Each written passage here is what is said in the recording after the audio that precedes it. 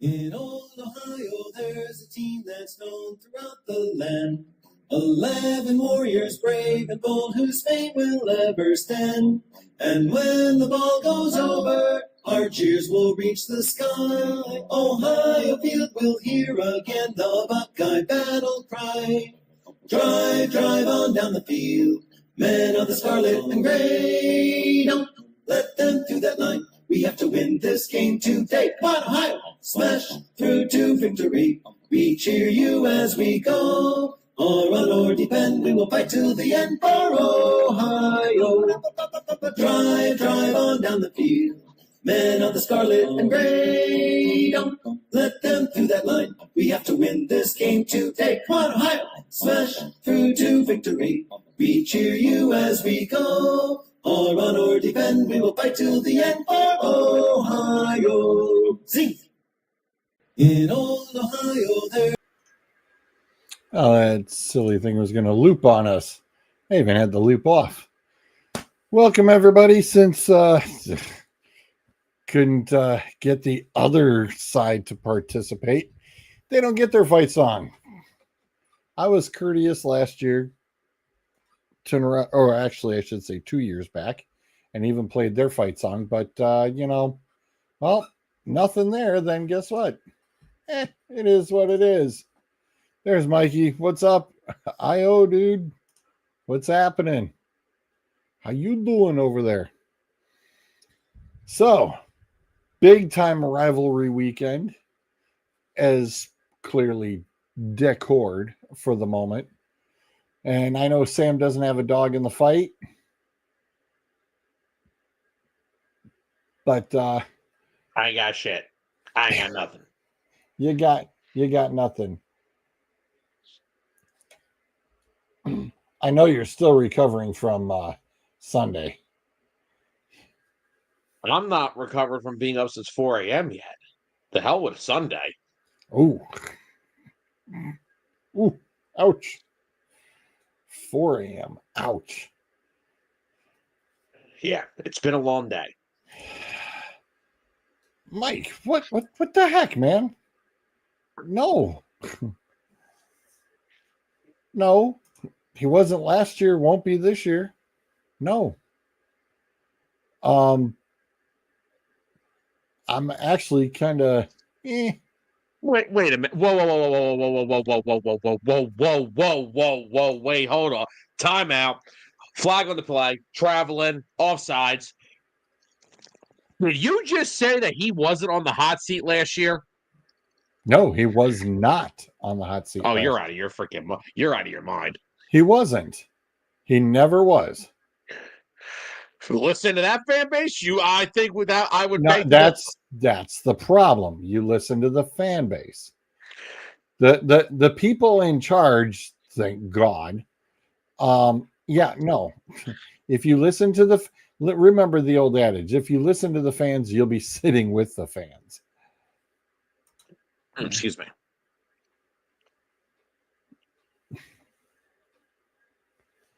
You can go 0-11. No, not really. Not really. I don't think so, Mike. And I wouldn't start off that strong. I believe our acquisitions this year are much stronger. And I don't think that, to tell you the truth, both squads, as we've said earlier on multiple occasions, that the Buckeyes and even Indiana, nobody's really played anybody because, Sam, you might agree with this statement. College football, outside of certain programs, everything's gotten watered down. I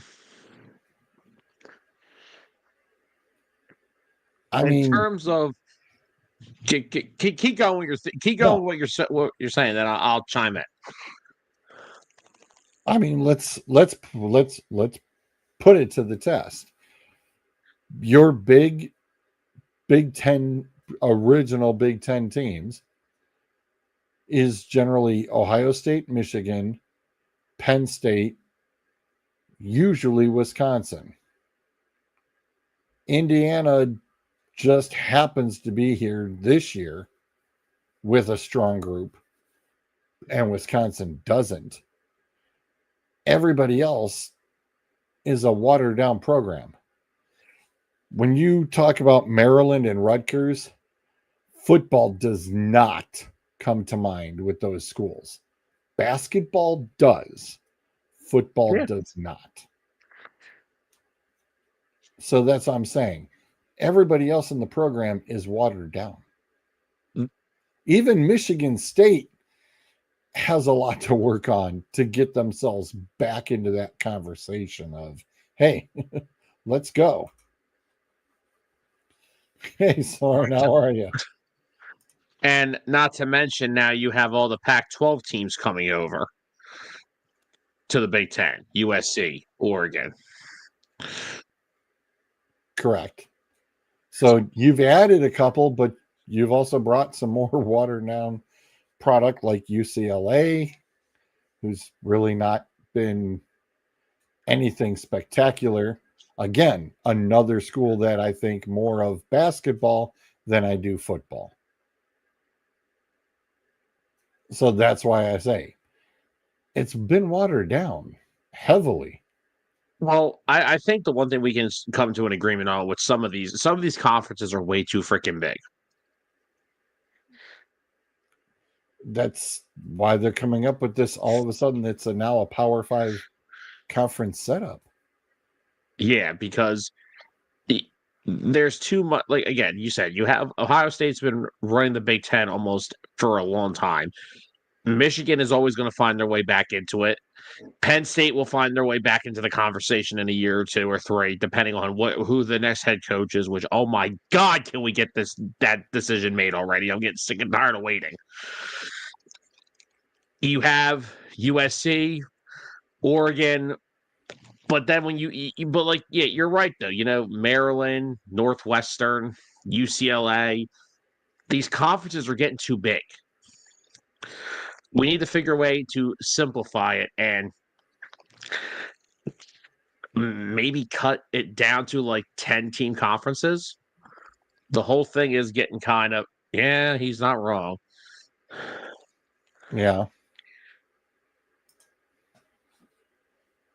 And that's the thing. NIL money is running college football. College football has essentially become basically a pro football program. It's basically almost turned into the NFL. The transfer portals are like free agency. NIL money runs everything. And that's just the reality we're living in. Yeah, and it's pretty bad when, you know, they used to say, well, you have to wait a year of a whole year with a guy who's transferring from one school to another. They had to wait a whole year to turn around and play again. Yeah, now they just play right off the rip. Well, the problem is that the guy would basically, you know, if you're not in and you're not getting reps and you're not getting real game reps, by the time they came back 2 years, they were rusty and they weren't what they were when they left the other school. It hindered everybody from jumping ship and going from school to school.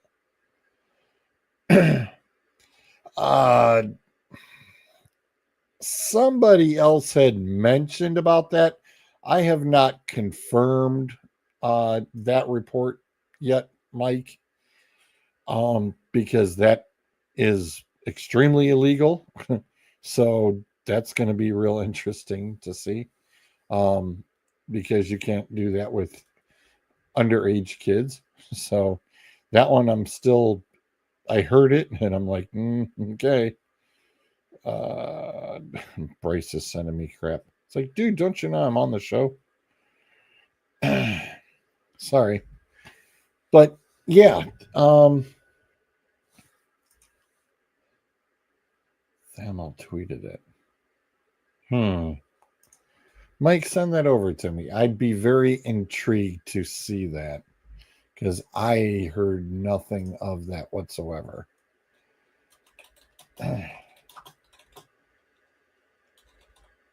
I don't know if you heard anything, Sam. I did not. I did not. I will say one thing. I do like the border that's around us. I find it funny that both Michigan M's are directly above our heads. Of course you would.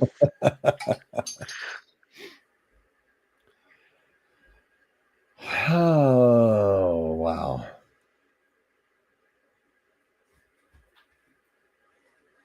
New emergency by law. Okay, Mike, I found it. This is about to get ugly. It hasn't already. Ohio high school athletes gain right to NIL earnings after OHSAA vote approves new bylaw. Oh, this is going to be lovely. It says new emergency bylaw. I don't understand. 447 schools in favor and 121 opposed. 247 abstained. The new policy takes effect immediately, making Ohio the 45th state to allow high school NIL deals. And Bryce is back here behind me, grinning from ear to ear. Under the bylaw, student athletes are permitted to be compensated for things like endorsements, social media content, personal appearances, licensing agreements, and other activities tied to their public recognition. Oh, boy. The OHSA says the rules also include reporting requirements and restrictions to ensure students don't jeopardize their eligibility under existing recruiting and amateurism policies, which is true. The vote comes after a Franklin County judge issued a temporary restraining order in response to a lawsuit filed by a student athlete on October 15th. That legal case is still ongoing, and OHS officials say they will continue to update schools as it moves forward.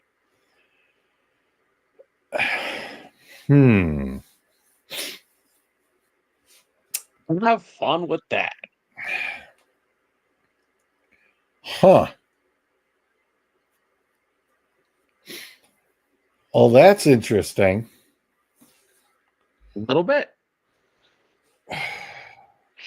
Wow. Yeah, that's yeah, like I said, Bryce just walked in from practice and he's sitting here smiling ear to ear behind me. Like, okay. Wow. Oh. Well, there's a topic I wasn't expecting to chat about this evening. Oh, No. wow. Wow, wow, wow. Did not see that coming at all. Oh, Jesus. Okay, you guys are going to get muted here real fast. Who's getting muted? Apparently Chipper and Adam are going back and forth in the unscripted chat. Well, tell them to jump on here and give us some damn entertainment. I know. Oh, Adam says he's been taking his medication already. But again, schools like St. Ed's can open up the check. But yeah, we all know about the St. Ed's and we know about the private school recruiting. That's not been a secret for several years.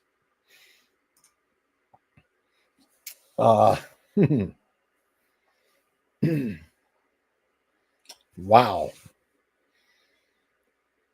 As a parent of a high school athlete, I don't even know what to think about this. Early retirement.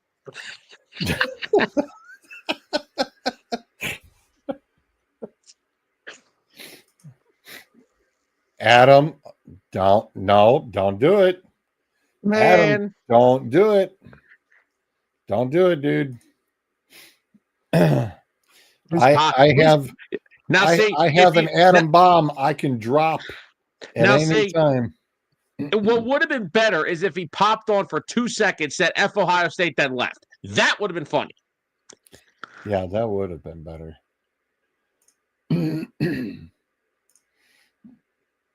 Yeah, Mike.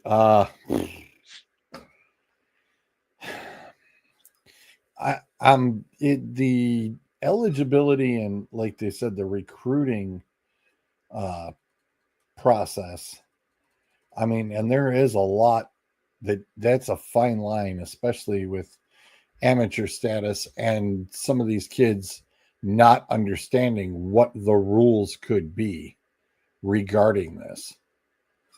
I mean, that's going to be one of the big things, especially if somebody's like, hey, you know, we've got a card, we got, freaking spring break, timeshare, just sign here. It's like, nah, not a big fan of that. I think that's the big concern. I mean, for example, like Bryce with his bowling, if he turned around and bowled in an adult league, he would have to turn around and give up when he turns 18. He will have to stop bowling in his current youth league because his birthday falls in January, and would then be able to join an adult league even though he's still in high school. But at that point, he would forfeit his amateur status because he would have to bowl with adults. And or he would have to, if he decided not to finish out his youth amateur status, he would also have to sit there and take the one of the adult tests with dealing with kids in the league. So he'd have to do that. I mean, there's a lot that will go on as Bryce gets into his senior season on exactly what he's got to do for bowling, for as an example. So it's going to be very difficult already to just play that game.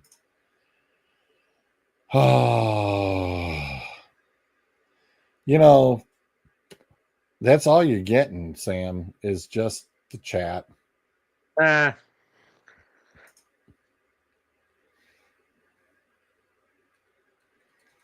Yeah, the fact that 40 other states already allow this is mind-blowing. That's 45 out of the 50 states. Holy crap.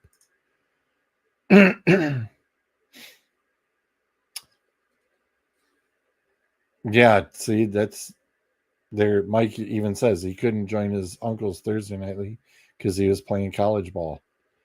So, like I said, it's a very, very thin slope that you go by when you're in other athletics, because you're still under, well, I guess it's going to be real interesting how they play with this on this NIL. I'm going to have to definitely do some homework real fast on that. Thanks, Mike. And the fact that this only happened a day ago, no less. This just happened yesterday morning, Sam. Oh boy. Yeah. Breaking news.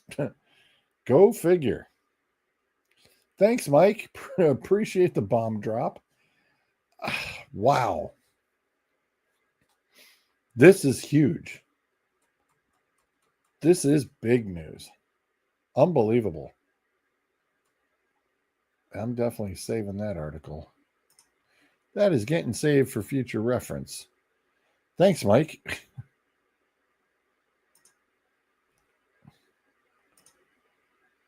Don't forget about me when Bryce signs a $2 million.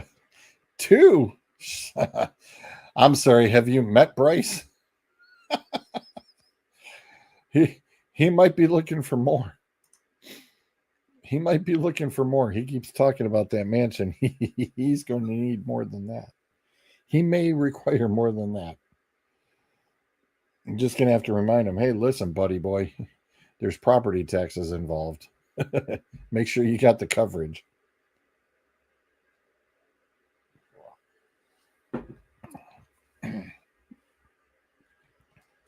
So, curveball number one. I think we base hit that one pretty well. Sam was not expecting that one at all. My gosh.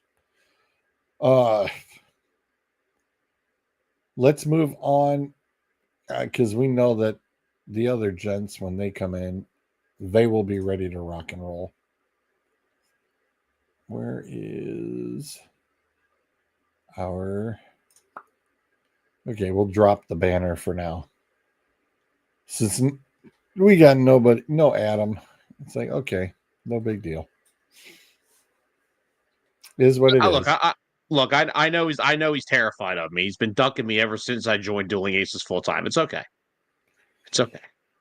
Yeah, I know.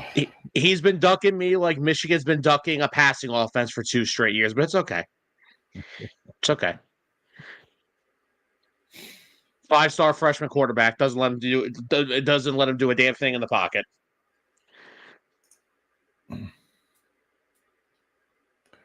Fair enough. I hate how Michigan has coached Bryce Underwood. I hate it.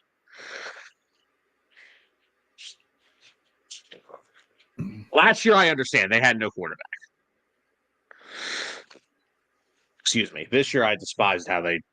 I'm not a big training wheels guy after about the first 6 weeks. Like Penn State with Ethan Ruckenmeyer, they had the training wheels on him for like a month after they fired Franklin. Man, Nebraska, he was letting it rip. Now, granted, he only threw the ball 12 times. Oh, Adam's still here. Look at that. Oh, there he is. Yeah. They're holding him. Really? Oh, so, I mean, yeah, no, it's not a shot. No, it's not because it's not a shot at Bryce Underwood. I love Bryce Underwood. I know the kid can play.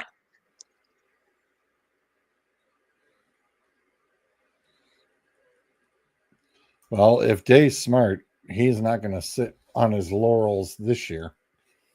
Well, Especially if you want to keep what? that one. You want to keep that number one status the whole way through, and then you have to play Indiana. Better have your crap together, buddy boy. You guys preparing to bring a Chip back? I heard he's available.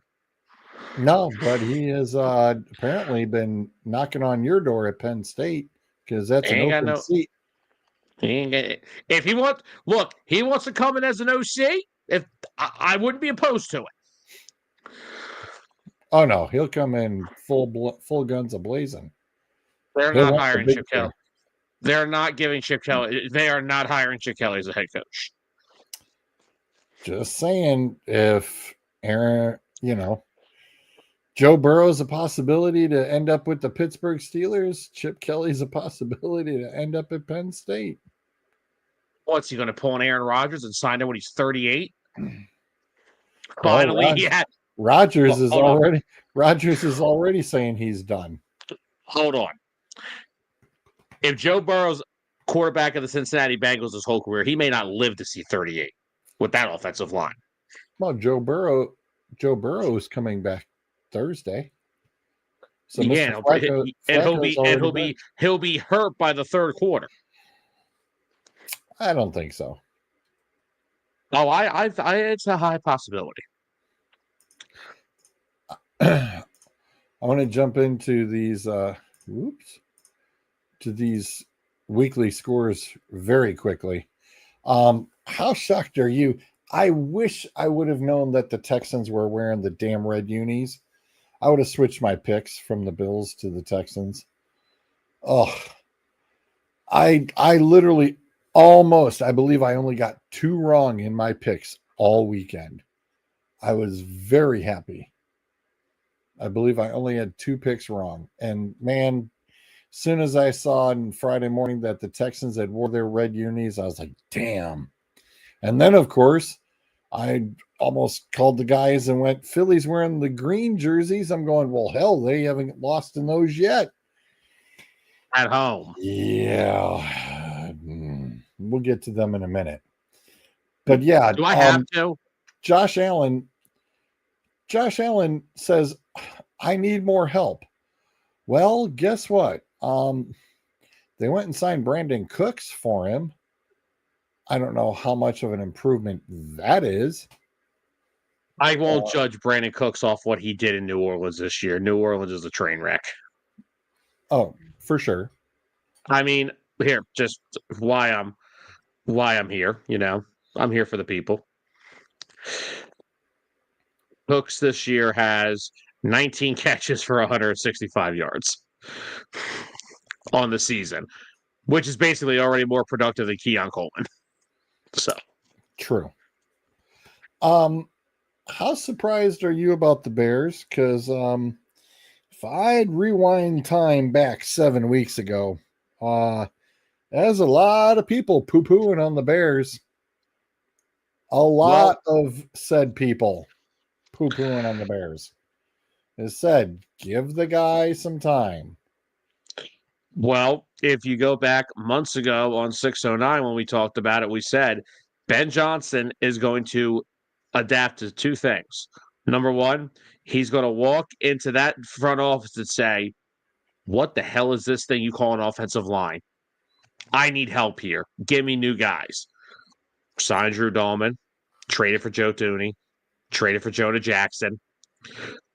Both of their tackles are young players they drafted and have actually developed under Ben Johnson. And what did we say? Me and Tyler said this countless times. I don't care about having all these wide receivers, Colston Loveland, who is starting to play a lot better. I don't care that they have Caleb Williams. Ben Johnson will run the football first more than anything. He will always believe in attacking people with the run first. They're the second leading rushing offense in the freaking league. Caleb still having some issues with the accuracy. He's only completing 59% of his passes. But guess what? He's using his legs more. He's not turning the football over. He's doing just fine. He's at 16 touchdowns, 4 interceptions. Ben Johnson has taken exactly what he did from Detroit. He took everything that he did in Detroit and has brought it over to Chicago. Now, DeAndre Swift and Kyle Monangai, are they Gibbs and Montgomery? Absolutely not. But they're playing really good football. They're beating teams up on the ground, and Caleb's making plays when he needs to. And he's taking care of the football. Not to mention, Caleb Williams was sacked 70 times last year. Not 17 people, 70. 7 with a 0. This year, he has only been sacked 17 times. Now, here's another nice thing. DeAndre Swift showed up there before Ben did. Ben knows Swift. And it's like, oh, isn't that interesting? Okay, thank you very much. I really know exactly what I want to do and how I want to develop the guy. It's not a bad thing. And again, like I said, DeAndre Swift, Kyle Monangai, are they Gibbs and Montgomery? No. But they have some similar.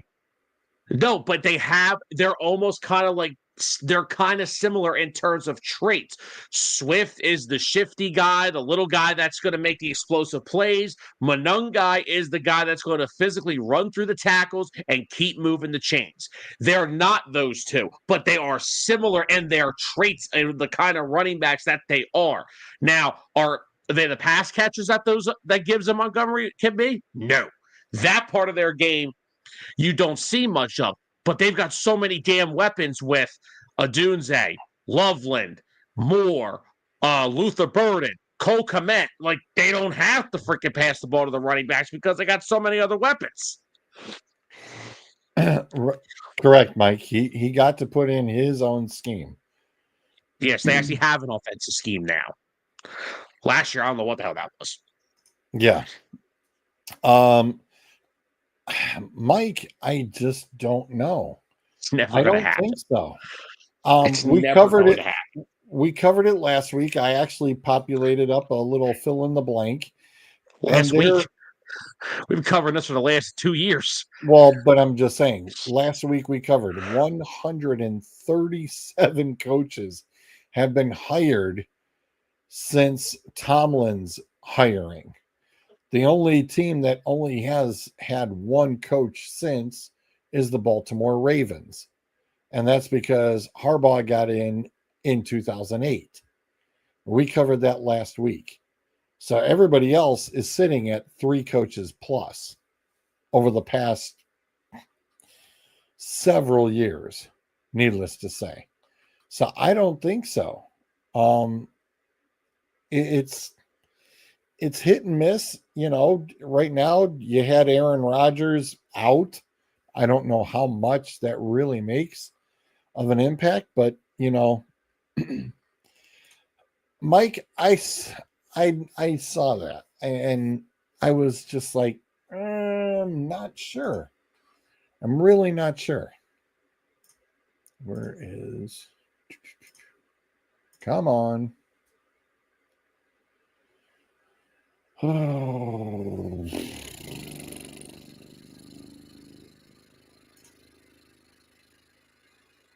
Really? Get out of there. Come on. So, like I said, this is all rumors, though, Mike. I mean, I don't doubt Josina Anderson, but longtime head coach. Who says it's not Harbaugh? Who says it has to be Tomlin?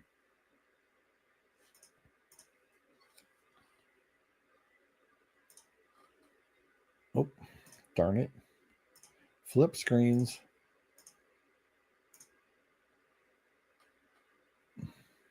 So I'm not sure. Next up, the Patriots and the Bengals. Hey, give the Bengals a little bit of credit. They put a dogfight on. It wasn't such a butt whooping that I thought was coming down the pipeline.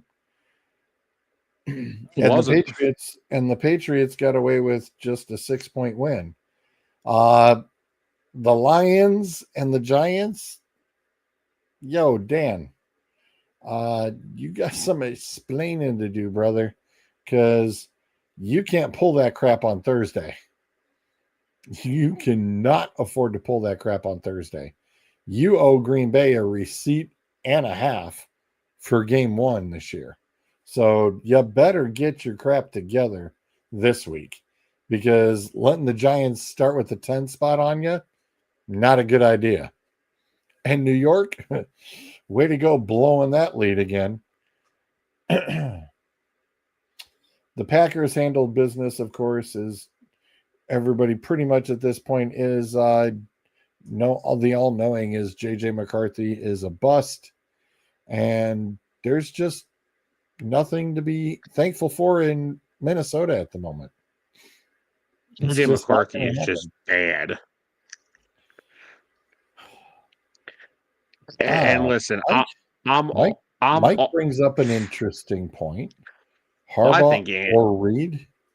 I think Andy's going to retire soon, so I don't think change of scenery would be the couch for him. I think he's retiring soon. But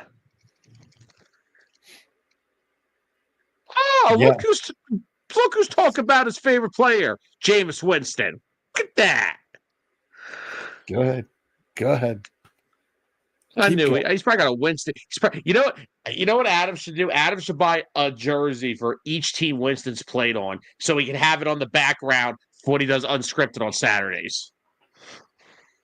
Wow. Be the greatest thing ever. With signed helmets. Oh, absolutely. I'll buy. You know what? Here, I'll help Adam out. I'll buy the Browns one. I'll send that to him. But no, see, JJ McCarthy. Here's the thing. I usually give young quarterbacks like a little bit of a leeway, dude. You've got a Brian Flores led defense, Justin Jefferson, Jordan Addison, T.J. Hawkinson, and Kevin O'Connell is your play caller. What the hell is wrong with this kid?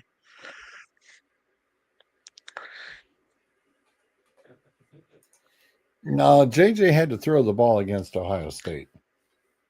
And I made the case that because he played in a hardball system, it's that back then it was the most pro-ready style of offense you could play in college football. I understand they were a run-first team, but damn, dude, this kid cannot play. This kid is not good. I don't know what the heck to say. And I guess there was a reason why Harbaugh didn't draft him. Also true. You buy them, you buy them, and he says he'll do it. Wow. I will hand deliver them to you when I come out to Ohio next time. Oh, baby. Oh, man. Oh, man. I feel bad. I feel bad, though. Adam's the only one I didn't see when I was out there. I saw Bruiser. I saw you. No, I didn't see Clint either. No, so Adam and Clint, I didn't get to see. Nope, I saw you. I got to see you and Bruiser. That was it. Oh yeah, I'll be back out there soon enough. Don't worry. Next up, the Seahawks finally a road trip all the way to the coast, and they win. 30-24. I know the Titans' last one was pretty much garbage time for Tennessee, but that NFC West, Sam, is looking really damn interesting. Interesting. Very, very interesting. Minus the Cardinals. What do you expect from a Jonathan Gannon coach team? Well, it is what it is.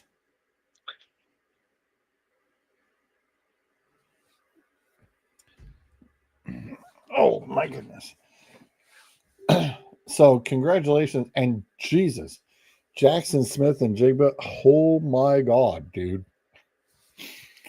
Whew. I got some numbers for him if you would like to hear them. One moment, please. Here we go. Jackson Smith and Jigba is the first wide receiver in NFL history to have 75 plus receiving yards in each of his team's first 11 games. Smith and Jigba is now has the most receiving yards in a single season in Seahawks franchise history. It's week freaking 12. He is going to if he keeps this up, he could see 2,000 yards. I think it's a very good possibility.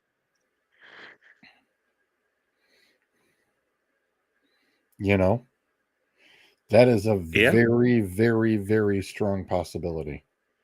I think it's a very strong possibility.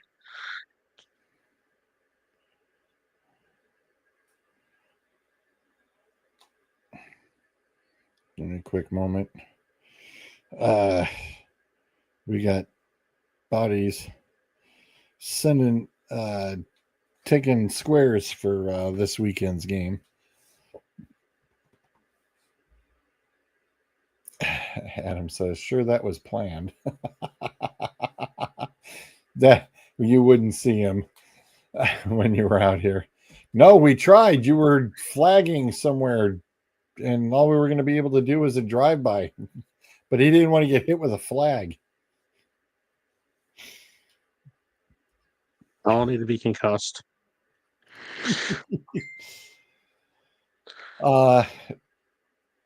Speaking of blowing leads, the Colts. Does the owner travel to the away games?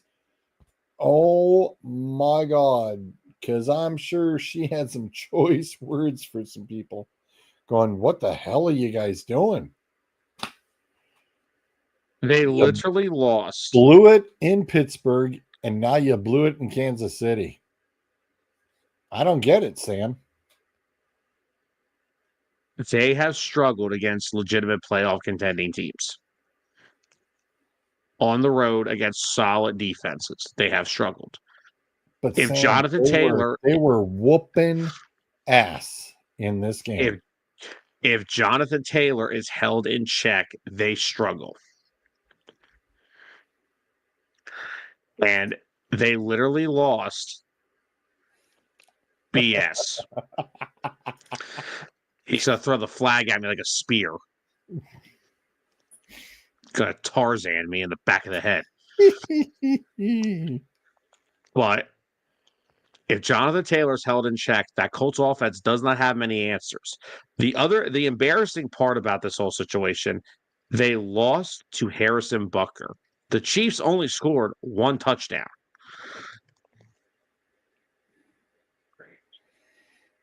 Yeah, I don't know. It's kind of my theory on it is, hey, you're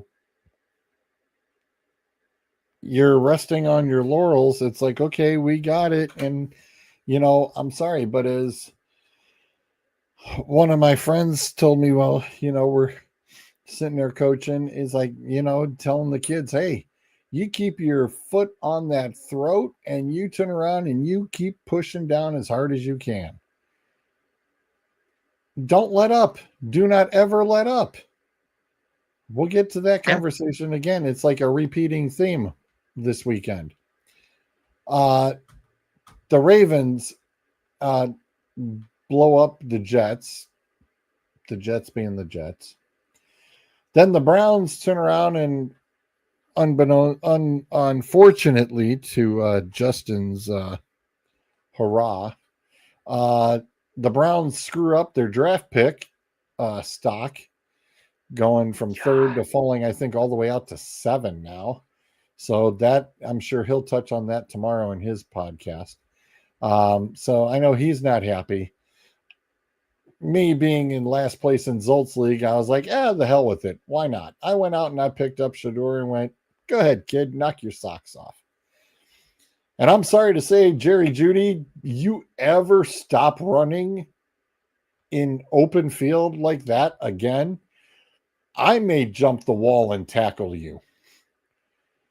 Because that was just downright, that's Pop Warner crap, Sam. Pop Warner crap. I just want to point out that if you attempt that, I will pay good money to see you attempt to tackle an NFL football player. Okay. I will pay money to see it. Okay.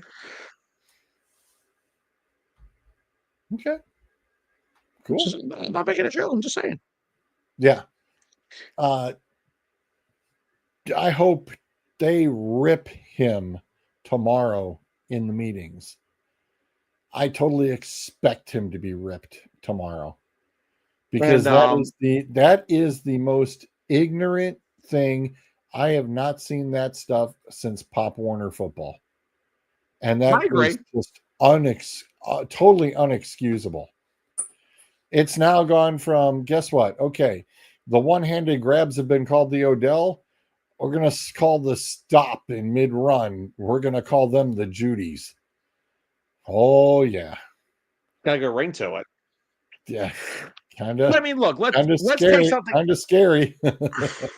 Let's take some positives out of it, right? Shador comes in his debut, wins, made a couple nice plays. Very nice passes. Yes. Also, I think we're on the verge of seeing a sack record be completely broken and set to a whole new level. When Michael Strahan said he can't wait to see what happens in the next couple of weeks, I knew what he was talking. I knew what he was talking about. So is Mark Gastineau going to get mad at Brett Favre for this one too? No, because I think in a couple of weeks, I don't care where the game's going to be at. I think one Mr. Strahan might be on hand to turn around and see the record broken. You know what Tyler and I said, right? Last night? No, The son of a bitch he's gonna get 30. I don't know about 30. George, he only needs 12. The guy's got like 15 in his last 4 games. Right. All right. he needs is 12. Well, I'm gonna get to this week yet. And it's a good possibility. Don't get me wrong. There is a very good possibility. Let's look at this, okay? Here are the Browns' remaining games. These are the offensive lines they are going to be going against. Next week, San Fran. Not the greatest offensive line in the league. Nope. Tennessee. Oh, Tennessee. He may have 10. He may have 12 against Tennessee alone. Oh my God. Okay.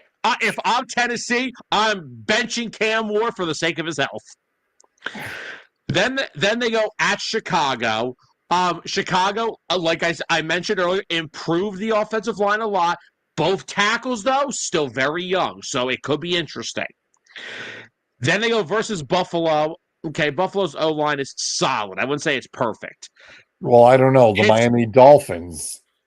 Exactly. It, so. Then he's home against the Steelers. I think he could easily dominate whoever their offensive line is. Last game of the season. If it's Rudolph, there's a history there. Wouldn't that just be karma? Wouldn't that just be karma? With the amount of grass he'll be seeing, he'll be Rudolph the green-nosed reindeer. That'd be some interesting karma. Last game of the season at the Bengals.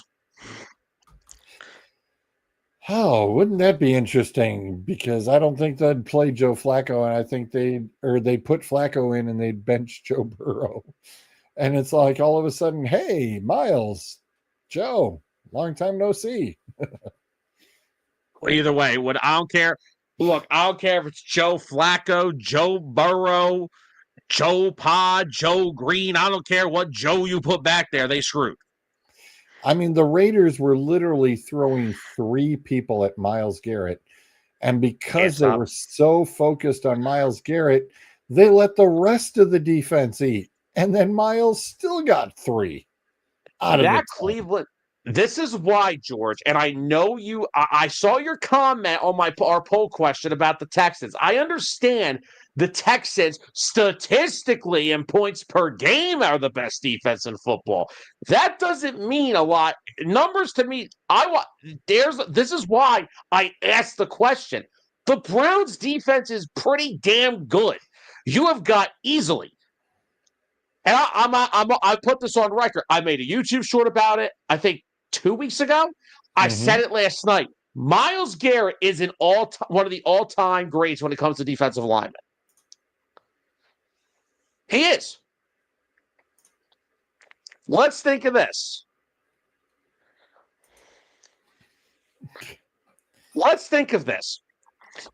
He is at 120-something sacks now. He's only 20 sacks behind Lawrence Taylor. Yeah. He's not going to catch Reggie freaking White. We know that. Reggie's got 198. Reggie was a different animal. But so when you think of all-time great defensive linemen, those are 2 guys that immediately pop into your brain. No? Yep. So then I said this. Okay, you could bring up the Michael Strahans, the Mark Gasson, all those guys. You want to bring those guys up? That's fine. I did one further. Let's compare Myles Garrett to 2 of the most dominant defensive linemen in his era. Aaron Donald and J.J. Watt. Myles Garrett already has more sacks than both of them. The only thing, and I think if he keeps up this pace throughout the rest of his career, I think he'll pass LT. LT's got like 142, I believe. The only thing that these guys all have on him is they have multiple Defensive Player of the Year awards. Garrett currently has 1, but he's probably going to win the damn thing this year. The guy is an all-time great, and I don't care that he plays on the Browns. This guy is unfreaking believable. And it's not just now, it's finally starting to be not just him.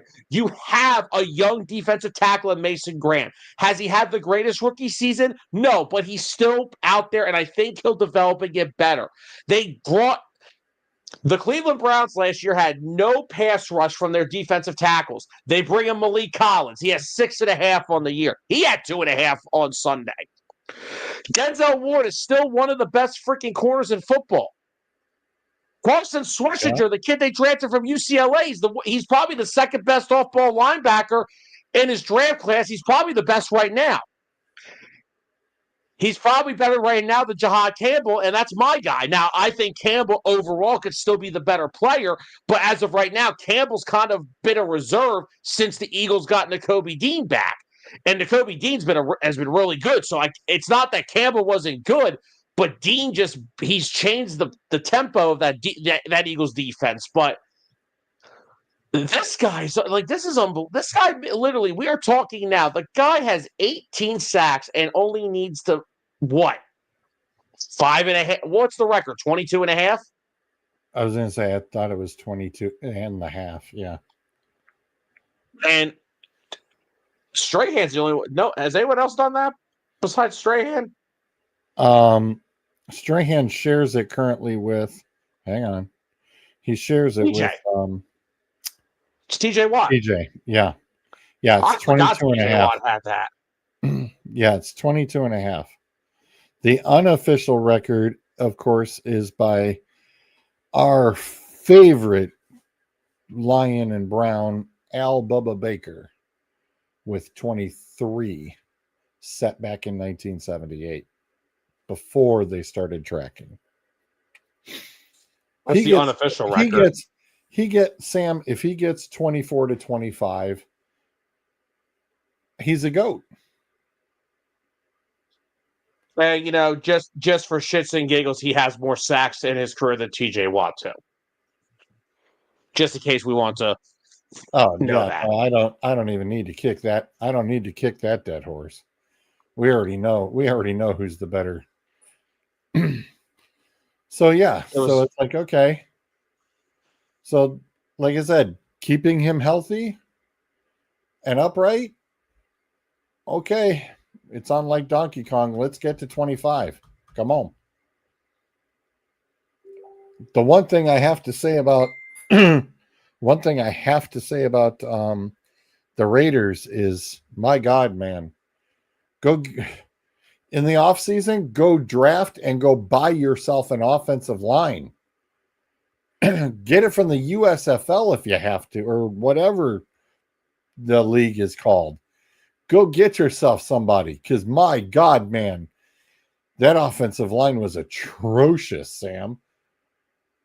It's like, okay, this was my first Sunday. I was going to get to sit and watch football all day. 1 o'clockers, it didn't happen. 4 o'clockers, it totally got to happen. I was happy as all get out. I got to watch Browns and Raiders in one screen, Dallas and Philly in the other. We'll get to the other one in a minute. The Browns and the Raiders, it went exactly how I thought it was going to go.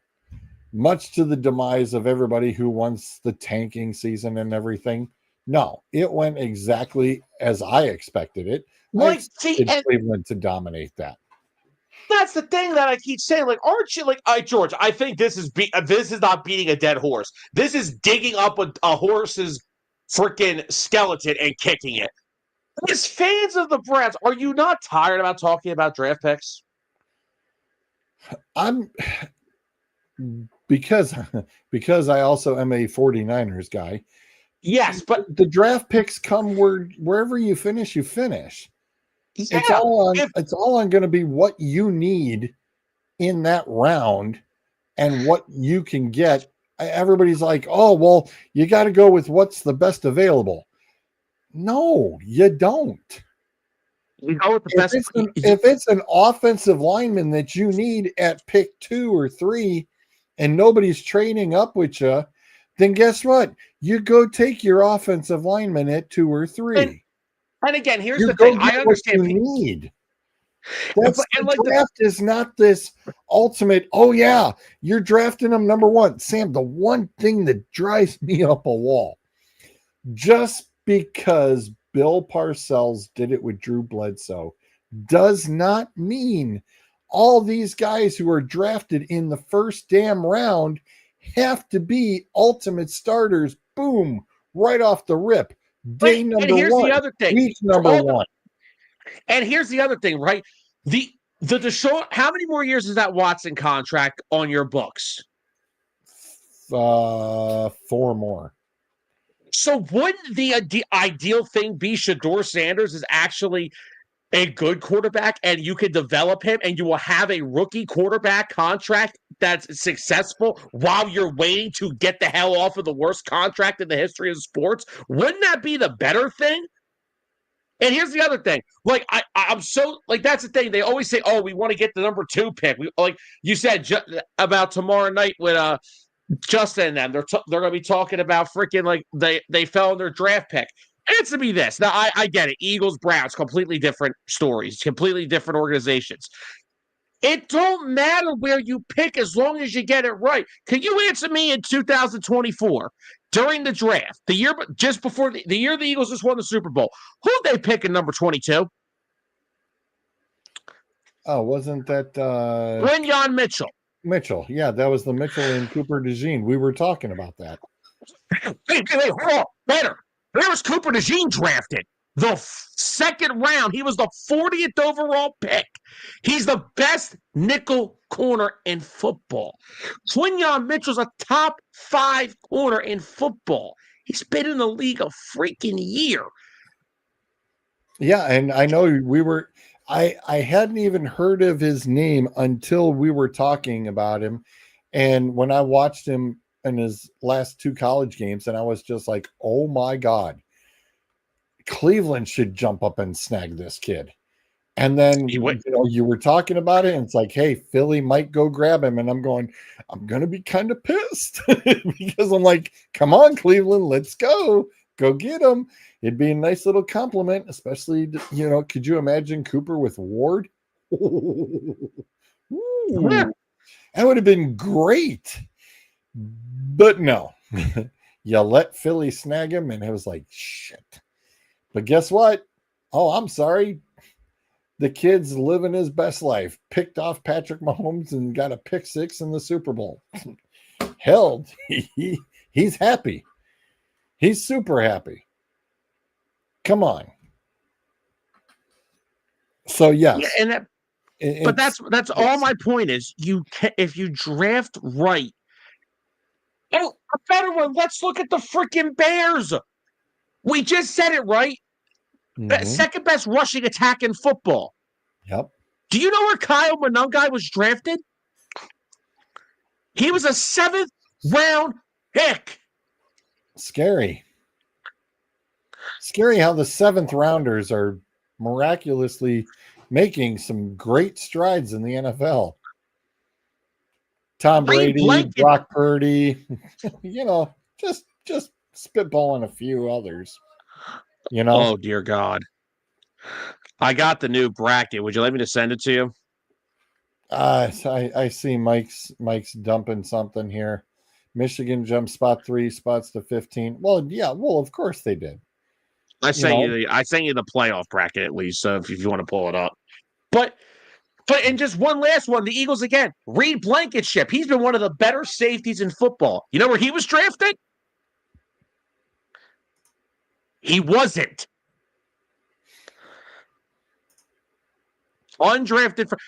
Jordan Mailata was a 7th round rugby player who never played a down of football when he came to Philadelphia.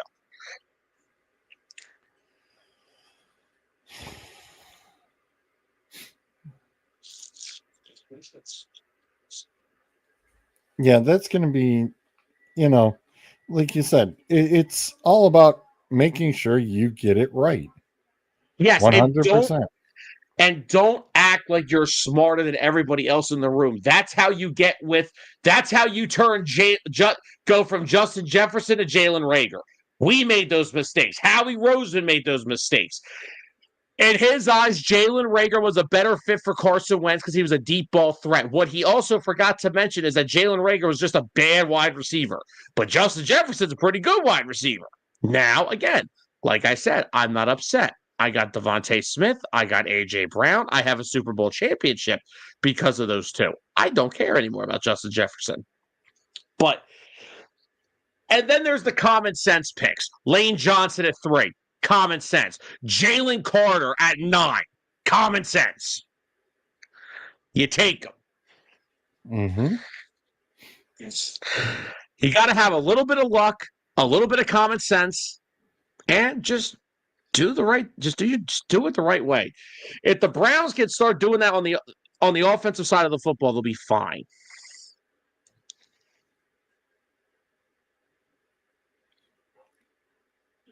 I'm sorry. You startled me. You used the Browns and common sense in the same sentence. You know that's not. I'm sorry. I know it's hard. I understand that's a very hard thing to deal with. I'm sorry. And that's not allowed. And then again, you also have to have really good coaching with some of these players. Like I said, just think of what I said about Jordan Mailata. The dude was a rugby player, George. And he didn't even know the game of NFL football. But you know what the Eagles saw? A freaking 6'8" tackle who is athletic as all hell. Jeff Stoutland's turned him into one of the best left tackles in football. You sometimes just need the right coaching as well. Now, I know that's also something in Cleveland that they have some issues with, but still. And look, both your young running backs, Junkins, 2 touchdowns. Sampson, 59 receiving yards and a touchdown.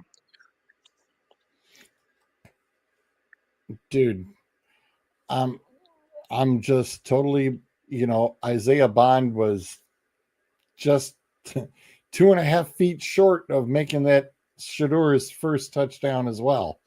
I mean, dude, it was a beautiful touch pass. And I was like, okay, I see what we can have here. I mean, I think my favorite thing was, and I'm going to call it the Scattaboo moment. Before the game started, which you get the stupid reporters asking these players stupid questions before they're about to take the field. And I'm like, no, you know what? It should not be allowed anymore. I'm sorry. No, get them the hell out of there. They got to focus on the damn game. Get the hell out of my face. That's what I say about baseball. She asked the stupid question of, well, what would you like to say, regarding, the fan base for the Browns and, in your stature. And he says, I'm what they've been waiting for. And I'm like, good for you. Be confident, be ready to get out there, kick the Raiders' ass, and have a good time doing it. And you know what? It's exactly what I saw. And I said, thank you very much. It wasn't cockiness like some other quarterbacks I've seen. It was confidence. You can have confidence without being cocky. And he was confident, not cocky. I'm confident that 609 and Dueling Aces are better sports talk than ESPN. That doesn't mean I'm cocky about it. Right?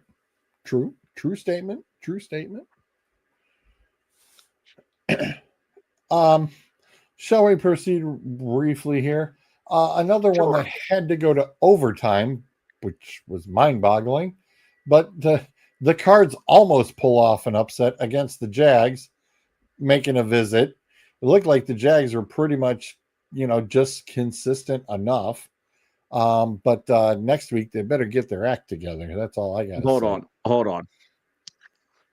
The Cardinals forced 4 turnovers in this game, a fumble and 3 interceptions, and still managed to lose the freaking game. Not to mention, I believe Jacoby Brissett has thrown 900 passes in the past 2 weeks. He threw 57 last week and 49 yet on Sunday. What the hell is going on in Arizona? I don't know, but I'm sure there is one Mr. Marvin Harrison Jr. who is just like, what do I got to do around here? Dude, Hey, and you know what? Give Liam Cohen credit, man. Trevor Lawrence has played like crap all year, and somehow the Jags are 7-4. Yeah. Who saw that coming? Speaking of, unfortunately, who saw that coming? We're up to your Eagles with. I can't even say it. I was shaking my head. Why does a guy on a punt return, bro, dude, let it bounce through the end zone? Hello, know where you're at on special teams. Hello. I'm even sitting there going, God, not even the Browns would have screwed that up. I was, what? Do I have to talk about this again? What the?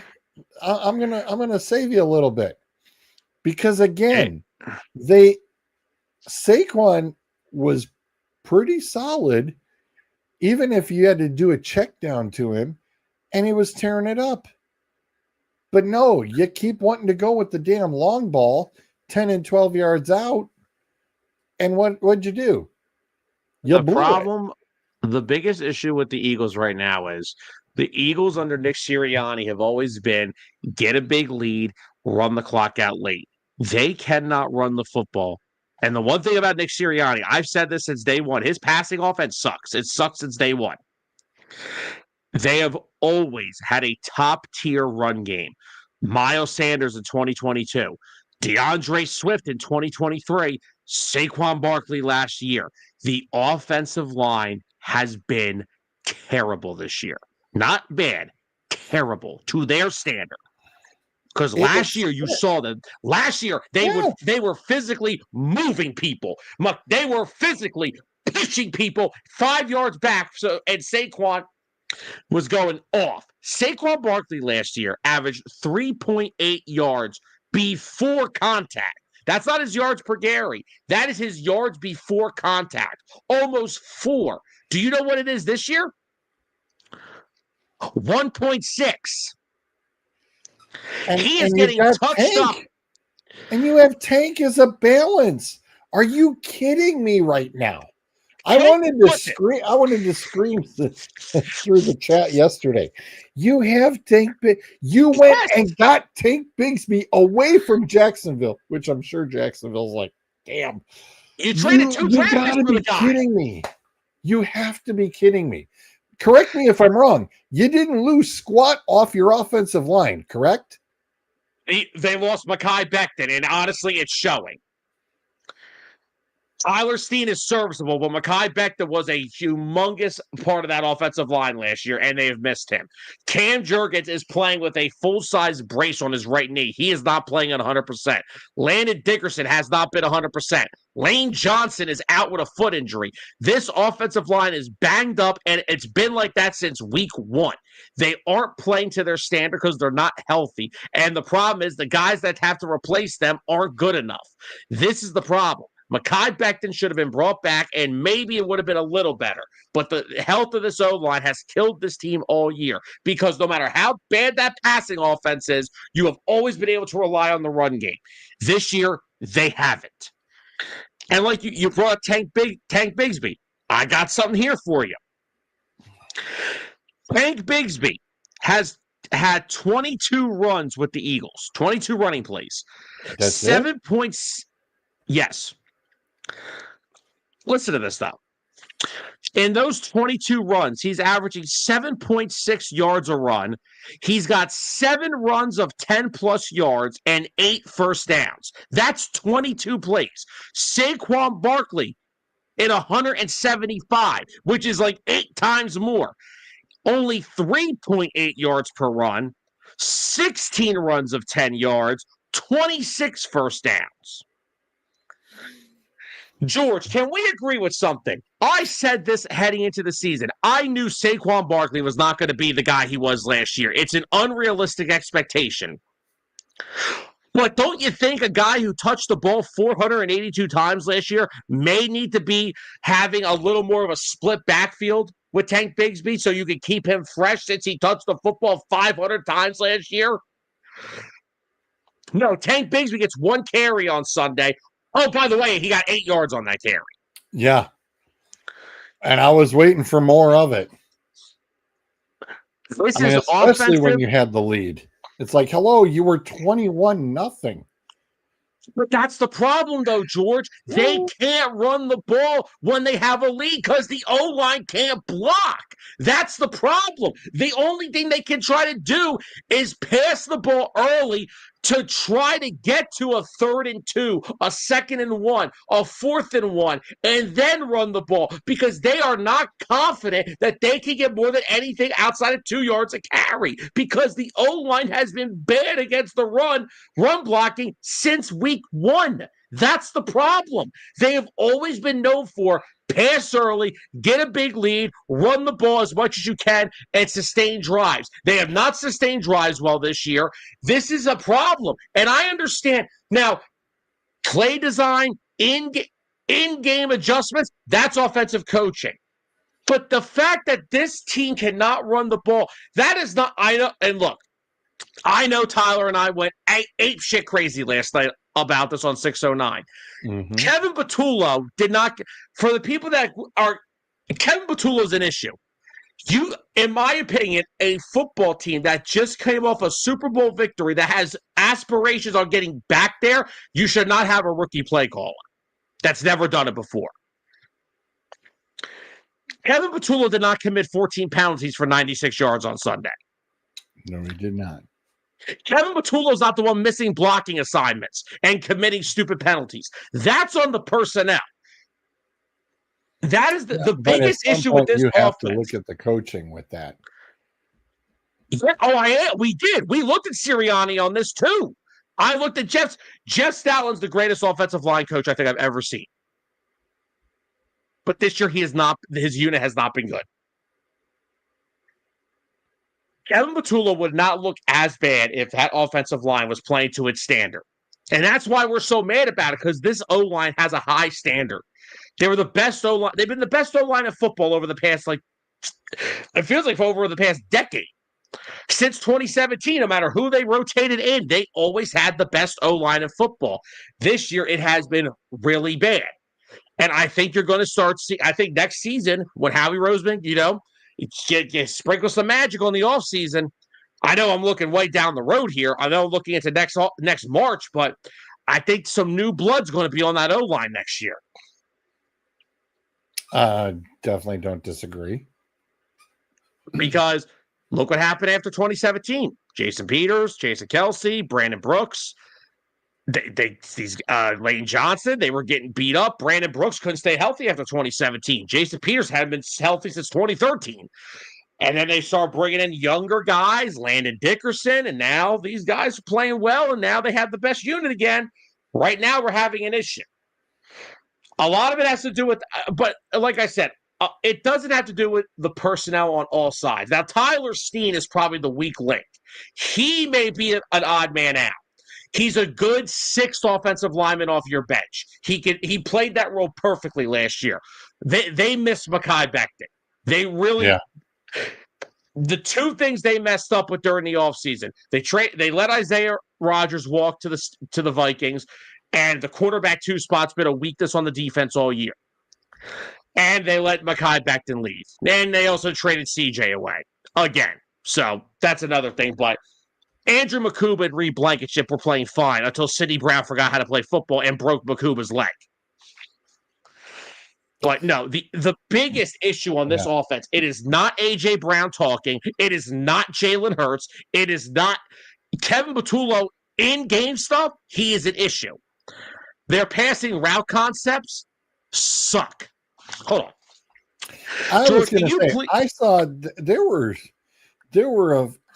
I know you brought up last night, you showed the one play where you got. I just said, please bring it up. I said it to you just now. Please bring it up. Yeah, the 4 wide receivers standing on the 30-yard line. And I was just like, are you kidding me? Please bring that. Yeah, just please pop it up real quickly because I just want to ask the question again. I need this answer. I am. Yeah, take the time. You're good. I'm coming in hot again. See, you got me all hot again, George. See, I was having a good day. Too tired for this. I'm too tired for this today. Changing But it's okay.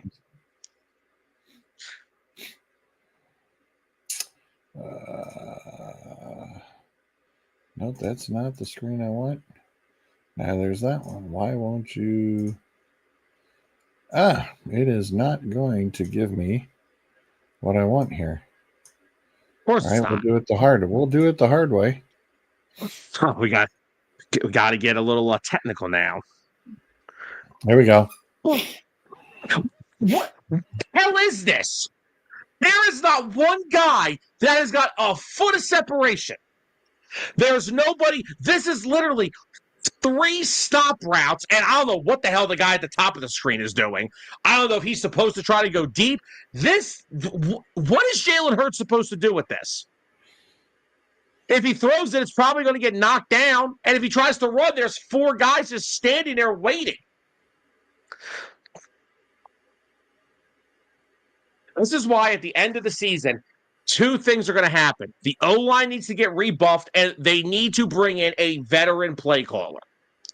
You cannot have an offense of A.J. Brown, Devontae Smith, Saquon Barkley, Dallas Goedert, and Jalen Hurts and have this be a route concept. What is Jalen supposed to do with this? There's not one guy with separation. They're all standing there looking. Yeah. So this should have been an out route. This should have been crossing. This one should have been up, and he's already going. He already came up, and this is his out route. He should have still been going. That's Goddard, isn't it? Isn't that Goddard? That looks like Goddard, yeah. That looks like Goddard. That looks like Smith, and Smith should have been this angle route because this one should have been the out route. Like, can we run a deep look at, I can tell that way just by the way that this safety was playing. He stopped and he should have been streaking, and it was almost a post route. He must have come in. God. He must have come in too soon. He had to have come in. He came in here, and I bet you he was supposed to come up here, but he came in here instead. Goddard, I'm betting the farm he just sat.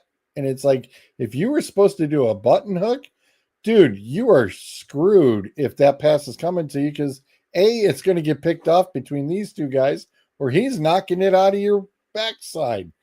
I mean, yeah, you're getting a free chiropractic adjustment when he hits you, but good Lord, man, come on. So I was going to say, if Goddard miraculously catches the ball, he's going to get knocked the hell out. Right. And that right there, that's a lot of bit of holding. that's a lot of bit of holding right there. But it's like, my God, man, get your butt out on the out route. And here's the other thing. And Dan Orlovsky just tweeted this out 5 hours ago. If you don't use a QB design run or an RPO, stop living in the shotgun. Mm-hmm. Why did they beat the Vikings? Because they actually ran plays from under center, something they don't let Jalen Hurts do, even though he's had some decent success at it. I have no idea what the hell's going on with this offense, but that part of it, that's coaching. I just knocked my freaking microphone out. Holy crap, you got me going now. All right, get it off the screen because I could probably knock down a pass on that play. And I weigh for like 400 pounds. But yeah, I'm so tired of a lackluster offense. It's embarrassing. And everyone's sitting there like, oh, the defense didn't do that. What the hell else did you want that defense to do yesterday? That defense was gassed in the fourth quarter. Yes, because George, just think of this. Just think of this. The punt that you're talking about. Mm-hmm. They forced a 3 and out before that punt. So Gibson, that Nimrod, fumbles the ball. The Cowboys have the ball at the Eagles' 4-yard line. They went for it on 4th down. The Eagles defense turned it over on downs and got the offense back the ball in a tie game. And they still didn't do anything. And they couldn't do it. Defense gave them every chance to win that football game. Yes, they did. Yes, they did. They forced turnovers in the red zone. They forced turnovers on downs twice. What else do you want from them? Yeah. It was pretty sick. The reason the defenses struggles this year is because sometimes in the games, like you said, they're exhausted. Yeah. Oh, my God. Speaking of exhausting, moving on to the next game, the Falcons, of course, decide, hey, we're going to win a game. Because it was, of course, against the Saints, who almost have nothing left. I mean, Chris Olave, look, buddy, I understand, until the Saints get an offensive line. I mean, you kind of forget that, they have Alvin Kamara. They have a running back. You just don't have an offensive line, a defensive line, a couple corners you used to have. Yeah, you don't have a lot of things.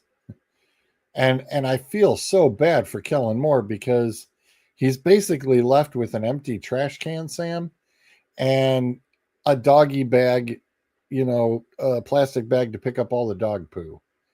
Don't And remind me. I miss and Kellen. it's just, my God, man. I the Saints need draft picks a lot. If I'm the Saints, I am looking at a lot of help. And I don't know who the big O-line guy is going to be for this year's draft, but by God, expect to be drafted very quickly by the Saints. We're heading down the bayou. Yeah. You will need to get used to hanging out down there because that's where you're going. Like I said last week, is you've got to give these coaches several years. You got to give them the 3-4 years to get their system in, get their guys in, and go for it.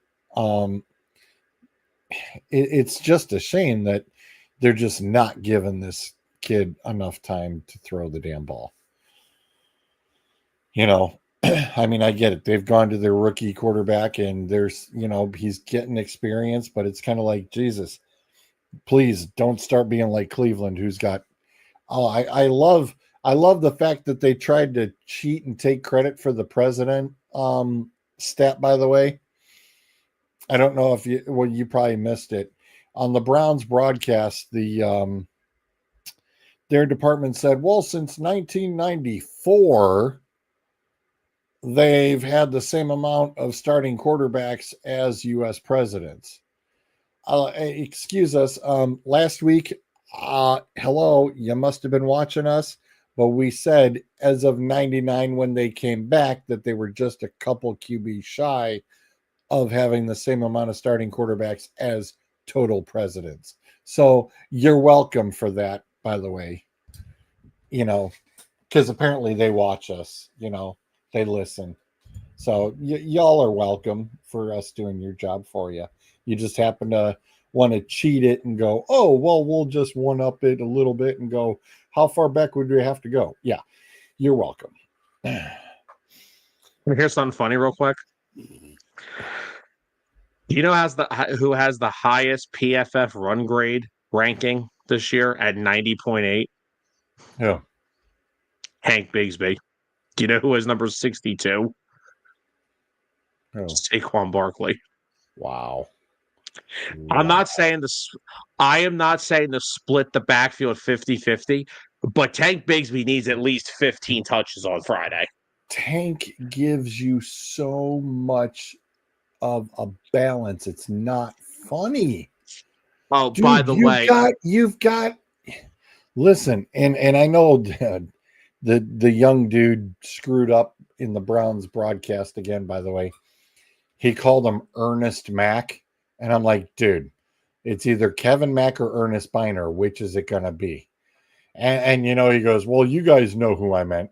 No, we don't, because you mentioned both of them, you moron. Figure it out, man. Figure it out. But yes, Sam, you could have a Mac and Biner combination. You could have a Thunder and Lightning combination. And somebody just doesn't want to do it. I don't know. The Rams By the way, slaughter and slaughter isn't even a good word, Sam. Baker Mayfield looked, I don't know what's up with that non-throwing shoulder, but he got wrecked in the first quarter, and that dude was to say he was struggling that second quarter was an understatement, and he was just getting railroaded. So I expect Baker to be out a couple weeks easily. The Rams just went cruise control after the first half. I went to bed. I was like, yeah, I don't need to stay up to watch the rest of this. It was a butt whooping going on. Serious whooping. And I know that during your show, you were watching the Monday night game because I saw somebody being a smartass and going, yeah, the Panthers got the ball back. Yeah, I flip over. I watched Bryce Young right in the red zone and gave it right on back to the 49ers. And I went, don't need to worry about Brock. Y'all need to be worried about that defense because that defense showed you exactly what the squad was going to have to do.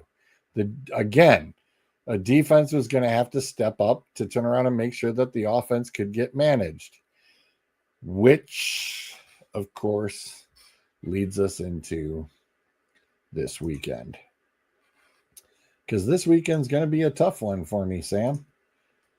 It is brutal weekend. Guess I'll slide us over here. Wow, had to use the 101B slide. So, Saturday, they got college fundum. And then Sunday, got my boys going against my boys. Should be an interesting weekend. And here's a crazy freaking stat for all of you people. Whenever San Francisco comes into Cleveland, it doesn't matter if it was Joe Montana. It doesn't matter if it was Steve Young, Alex, Elvis. For some freaking crazy reason, the 49ers lost in Cleveland, and it didn't matter how bad the Browns were. With that being said, do not expect the over-under to be a high explosive over-under for this week in that game. Oh, no, it's going to be a defensive dogfight. It is seriously going to be a defensive dogfight this week. I do not expect a lot of offensive anything out of this football game. It will be brutal. Let's see. The front running line right now is the lowest of all of the games. In fact, let's see. The game's over under is so low.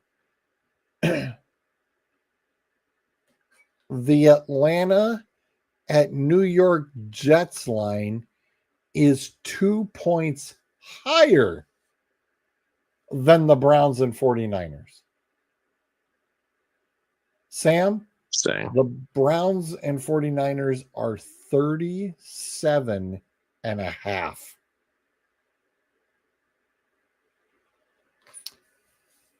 $37 and a half. Ouch. Ouch. Yikes.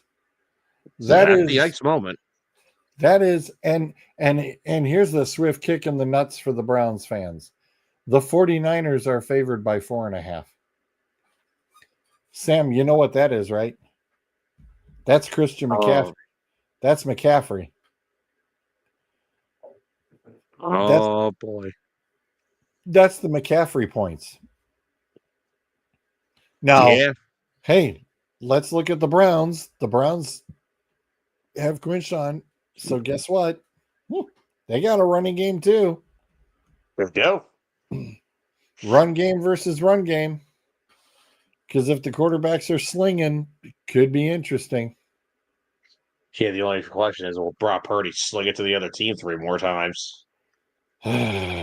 he better wake up and smell the coffee because he's gonna be in deep caca. Mac Daddy's waiting back there. Mm-hmm. You're gonna I be said it. waiting big time. I said Oh. I thought Mac Jones should have stayed the starter. And let me just give you the wonderful weather report too, by the way. Sunny. Ripping it. Morning rain, followed by rain and snow in the afternoon.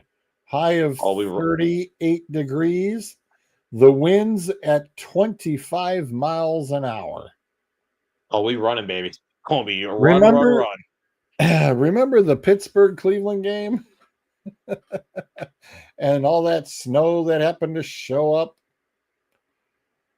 Remember, folks, it's going to be interesting with when I send my picks over tomorrow night for the fellas. I'm going to sit there and go, I'm taking Cleveland again because I just know the history of how this goes. And with that crappy weather, yeah, good luck. Yeah. Just a bit ugly. Bad. Oh, damn. That did not come across well. Oh, that did not populate properly. I am going to have to flip that screen over. Give me a quick second, Sam. I am going to have to flip that around because that did not quite download properly. Oh, that is ugly.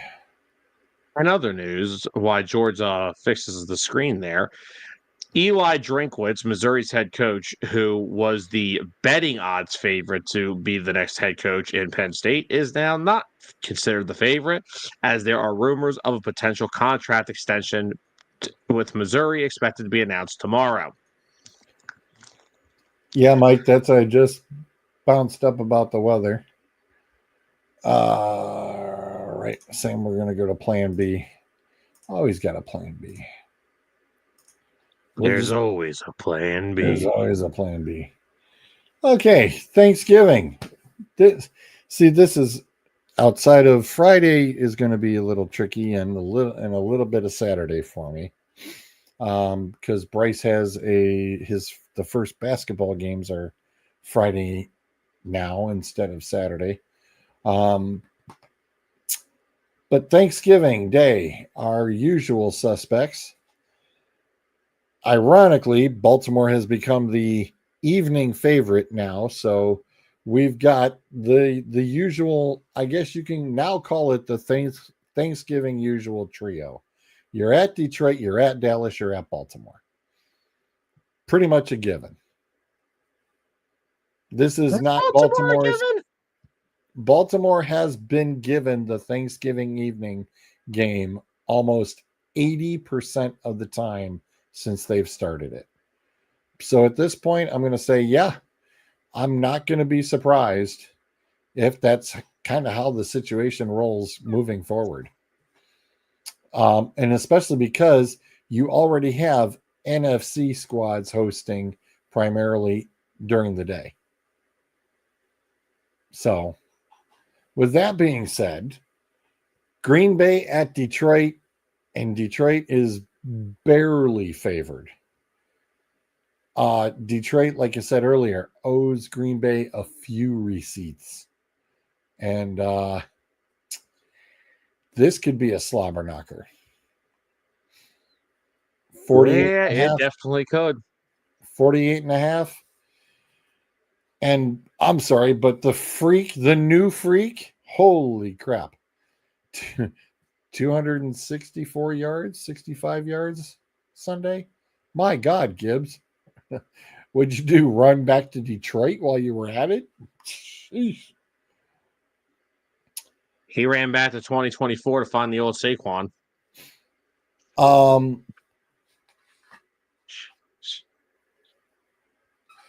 I know this is probably not the more favorable pick, but I do think that Detroit will end up winning that game.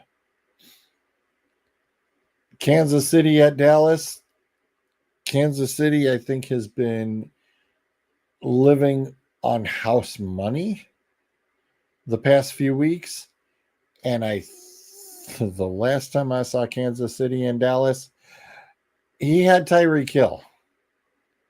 Listen, I understand you got Rice, you got your weapons back. If that Dallas defense shows up, they're in trouble. I'm going to call it out. I'm going to say Dallas wins. I think Kansas City loses. Cincinnati at Baltimore. I'm not trusting that Baltimore by 7.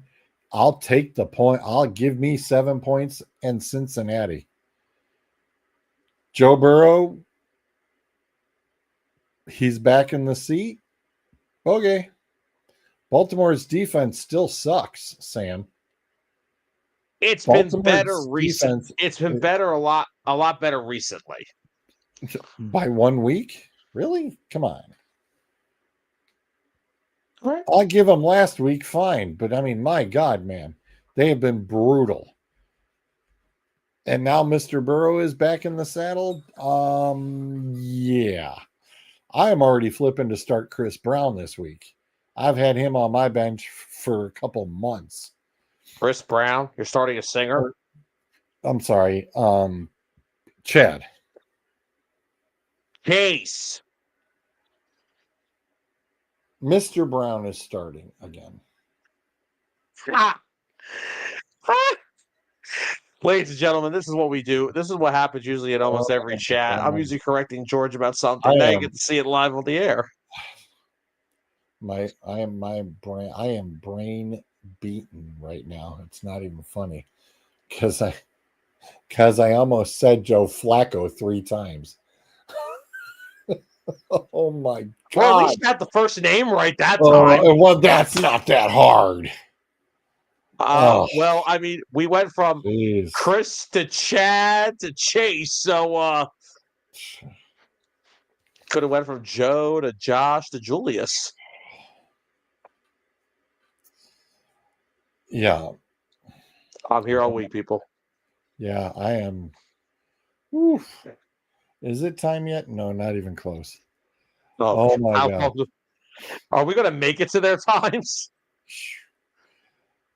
All right, we got a Freaky Friday game. This ought to scare the hell out of you at this point. Everything scares the hell out of me. This should 100% scare the hell out of you.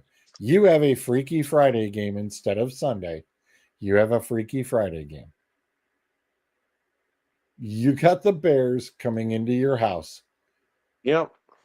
If the Bears win, I don't think the internet's going to be able to handle you on Monday. Probably going to get restricted.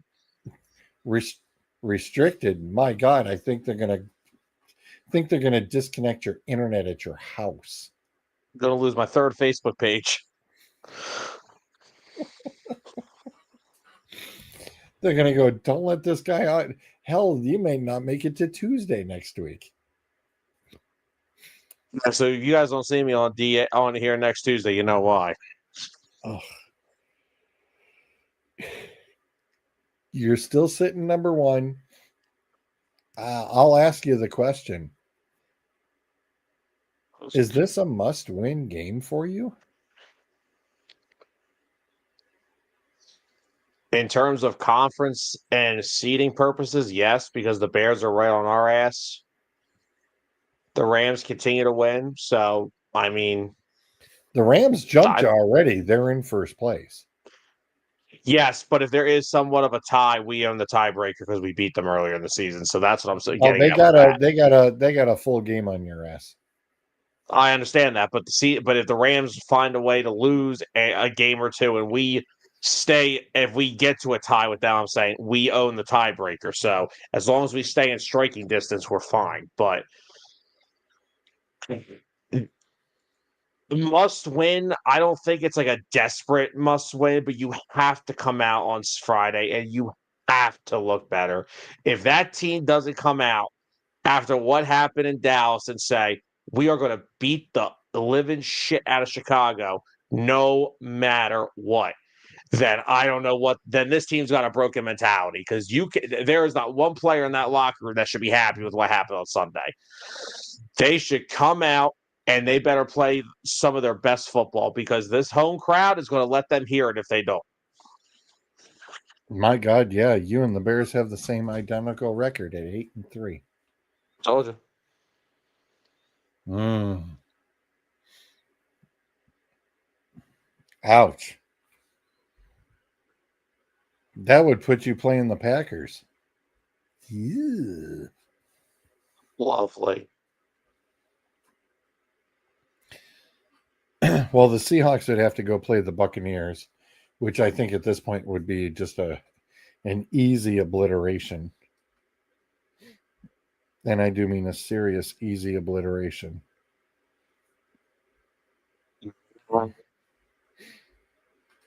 But we know that no matter what, the Lions, it's a must-win game for them because they're on the bubble. They're on the outside looking in. Yeah. And if Tampa keeps losing and Carolina actually starts winning, whew, that NFC South division is going to look ugly. All right, on to Sunday. Just do it. Again, I already mentioned about San Fran at Cleveland. Yeah, this is one of those games that, yep, Cleveland could do it. And the weather is crappy, and we'll see who's got the better line for sure. Jacksonville at Tennessee. Give me them Jags. Jags are favored by 6.5, Sam. I don't know about that. 6.5 spread? That's crazy. 6.5, you said? Yeah. That is a big line. Yes, it is.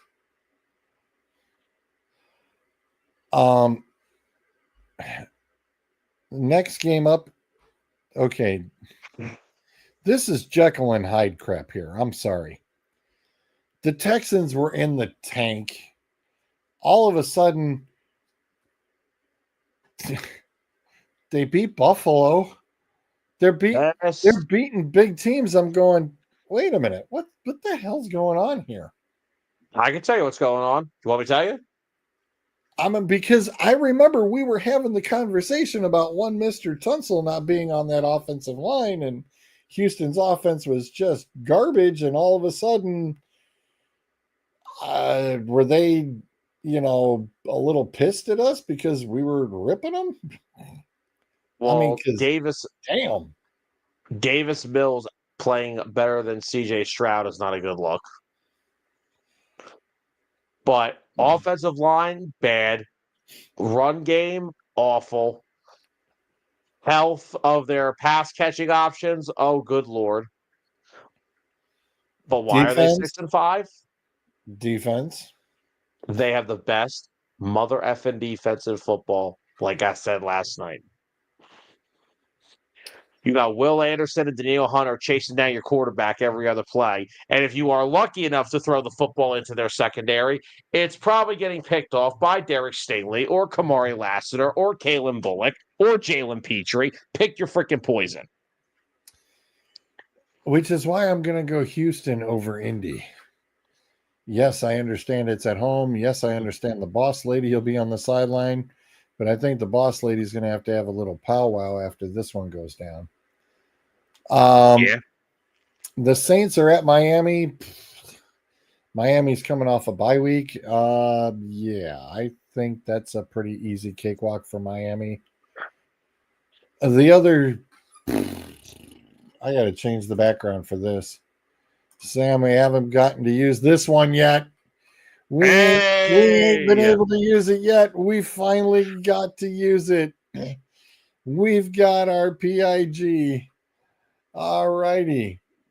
The Atlanta Falcons against the New York Jets. Also in crappy weather. Again, I'll take Bijan Robinson all day and twice on Sunday. Thank you. That and Tyrod Taylor will be running for his life against Jalen Walker and James Pierce. Arizona at Tampa Bay. Again, I suspect Baker Mayfield out. I do not expect him to play. However, some good news for the Buck fans and yours truly. Mr. Bucky Irving is practicing all week and is expected to play on Sunday. So Tampa's running game is returning, ladies and gents. And for all you fantasy dudes, you're welcome for the update. How awesome is it that there's a guy on the Tampa Bay Bucks named Bucky Irving? Like, that's just the most awesome football thing ever. Yep, that is the coolest So thing. this is going to be the battle of Jacoby Brissett and Teddy Bridgewater. This should be entertaining. And at the rate Teddy just jumps in and goes, I'm going to turn around and take Tampa Bay. Thank you very much. Jacoby Brissett, over or under 45 pass attempts? Over. I'm smashing the over. Yeah, I'm taking the over big time. I'm smashing the over harder than Vince McMahon did with a WWE Divas locker room. Wow. Moving right along to the Rams. Oh, wow. I broke you, didn't I? Vince McMahon, Rams. Yeah, okay. Oh, wow. Oh, my God. Oh, my God. Come on, guys. Well played, Sam. Staples number, by the way. I was gonna say ramming into Carolina, and you mentioned the Vince McMahon thing. It was like, no, I'm doing that one. Nope. Yeah. The Rams are favored by 10.5. Yes, please and thank you. The Rams all day long. Minnesota at Seattle. Dude, JJ's gonna. All right, again, JJ McCarthy over under 3 interceptions. It's in Seattle. I'll take the over. 12th man. 12th man. Yes. Oh yes. He may throw a couple picks into the 12th man. Mm-hmm. For sure. Yes, taking Seattle. Here's the head scratcher. Buffalo at Pittsburgh. Oh, I got pizza brought in. Would you look at that? Thanks, Cal. Damn you, George. The little one? Yeah, it broke. Sorry. Buffalo at Pittsburgh. This is I don't know. I don't know, Sam. Buffalo sucks so bad right now, and so does Pittsburgh. I don't even know how to call this. I really go Buffalo. I'm not sure how healthy Aaron Rodgers is or will be for this game. It sounds like he's going to play, so I'll go Buffalo because I have no idea how healthy he's going to be.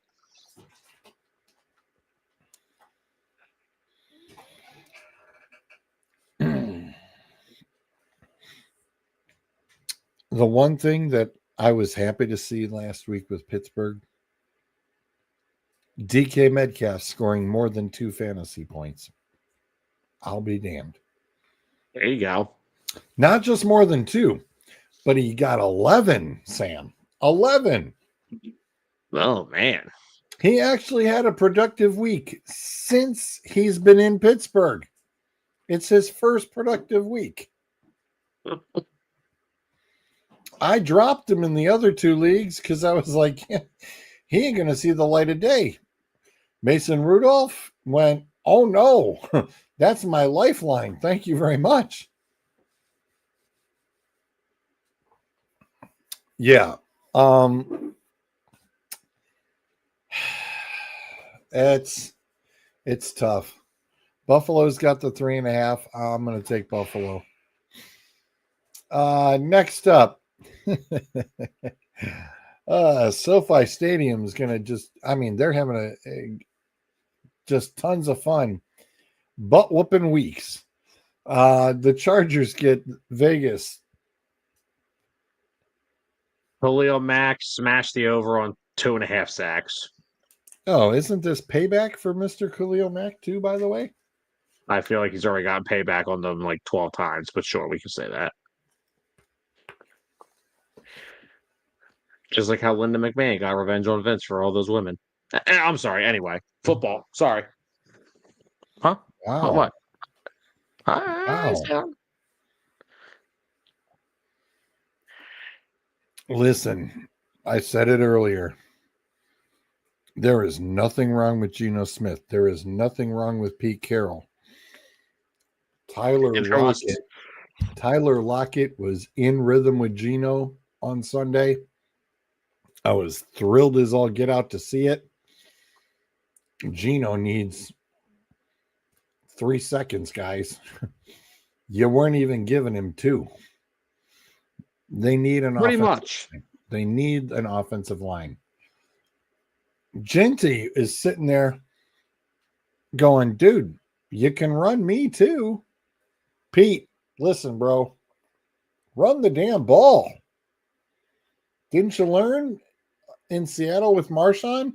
Hello, run the damn ball. It also doesn't help that their 2 best offensive linemen, Colton Miller and Jackson Powers Johnson, are both on injured reserve too. But they were still having some success with running the damn ball. They can't pass block worth a damn, but they can run block worth everything. So run the damn ball. Yeah. All right. Denver going into Washington. Debo's back this week. I'd love to turn around and say that Washington's got a snowball's chance. The weather, again, not too favorable. But it is Denver. It is Washington. I think the 6.5 is a little much on Denver. I would have dropped it at least by half. The over-under, of course, is sitting at 43, which definitely makes me think it's going to be a running game. But Washington is in a big of a pinch. I think Jaden Daniels being out is the smart thing at this point. I don't see what bringing him back benefits them. I think they rushed him back when he came back to play. I think he was rushed back. And that should be a major no-no. So, yeah, taking Denver. And then, good God, Monday Night Football? Seriously? Is Jackson Dart playing this week? Unless he headbutts Cam Scattaboo in a meeting and then concusses himself for the 5th time. I guess we have to wait and see if he's cleared the protocol. I'm assuming he hasn't been officially cleared yet because they haven't gotten back into the facility till tomorrow. So we have to wait because that's why he wasn't there on Sunday, because he didn't clear it. So I don't know if he has, and if he just didn't clear it in time. We'll have to wait and see. If Jackson Dart clears protocol tomorrow, expect that 7.5 to change pretty damn quick. Oh, yeah. For sure. For sure. Although, look, let's not discount Mr. Winston.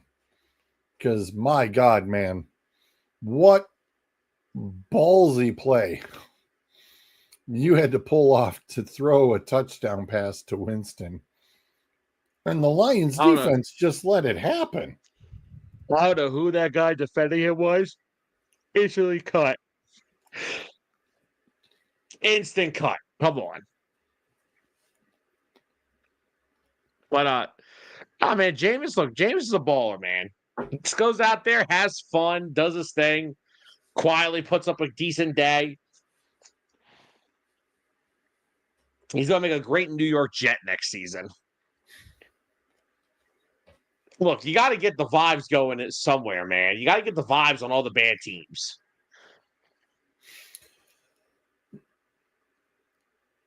I still think Justin Fields is the right guy in the Jets locker room. Again, they need an offensive line. They need a lot. They need a lot. And they need an offensive line. So with that being said, at the current rate it's standing, I'll take New England at home. If Dart gets in there, I might have to think about it. Yeah. And I don't think I am not around tomorrow on TAB. Justin is solo, like for real, totally solo. So catch up with him tomorrow on Talking About Balls with his opinion on the Browns and the whole total picks for us on that show. All right, Sam, it's time to check out. Oh, I forgot. We got the come on. No, we don't want MLB. It's not what I asked for. Hey, man, the hot stove's heating up. Moves are being made. Josh Naylor back to the Mariners. Mets traded Brandon Nimmo for Marcus Semien. Red Sox traded for Sonny Gray this afternoon. Mets stove's heating up early. Here's our wonderful playoff rankings.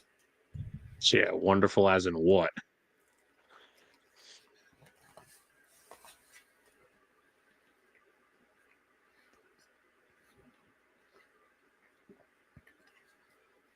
It's interesting that you see an independent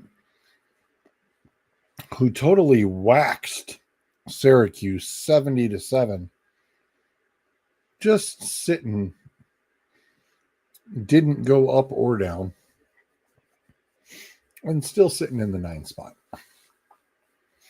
You know, I can understand one thing with Bruiser's frustration with this. How does Texas lose to the best team in the entire country in the first week of the season, and they've been penalized heavily for it all season? Meanwhile, Notre Dame played 2 ranked opponents in the first 2 weeks, lost both games, and they're still somehow a top 10 team. And oh my God, please do not count you. Please do not give me USC as a ranked win. Please knock it off. Yeah. That's hilarious. Lincoln Riley's been a ranked win for the entire country over the past 5 years.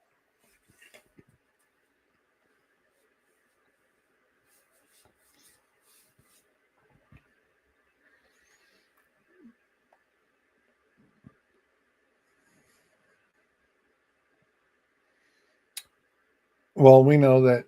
Where is our?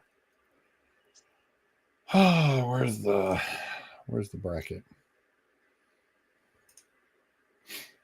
It's bracketing.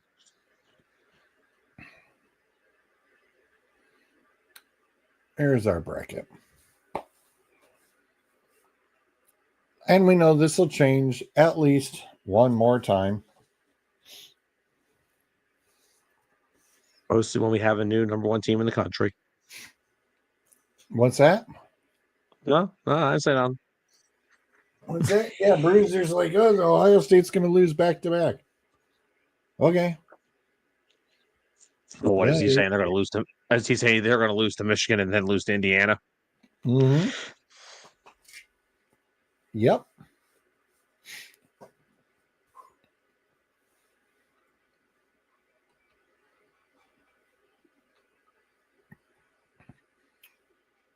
You notice Bama's back in the picture again. Of course they are. If they were to play Ole Miss right now, they'd get waxed. I think they would totally get waxed.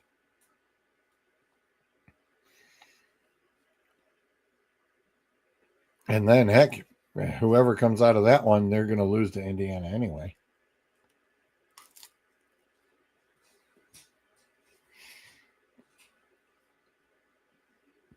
If it played out right now, you think Notre Dame upsets Ohio State? Mm-hmm.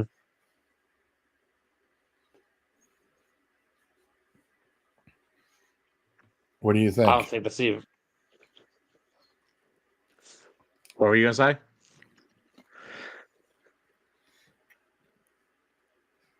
If it stayed this way right now, does Notre Dame upset Ohio State? No.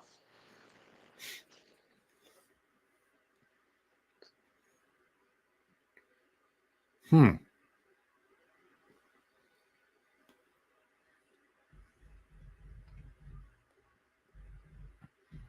you see any upsets in the quarterfinals if you had to pull any of them out?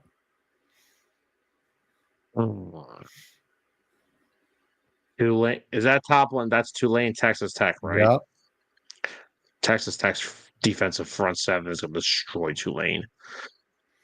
Notre Dame, Oklahoma. Oklahoma's offense has struggled against good teams this year, so I don't know if they could beat Notre Dame. I think Notre Dame actually may have the one up on them. Plus, they have not been the same since John Matier came back from his injury.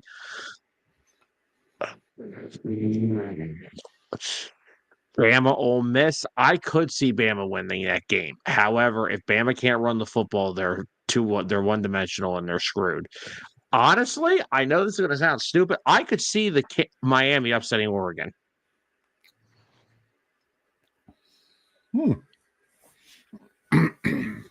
Carson Beck has looked really good over the past few weeks again. He had a little bit of a struggle there for a while, but he's played really well these past few weeks. And I understand they've been winning. Oregon doesn't look like the scary team that they did early in the season to me. Now, they've got like 3 wide receivers hurt, but they don't look like the same team to me early in the season. Like, they've been winning, but ever since that Indiana game, something just has seemed off with them. I could see Miami upsetting them.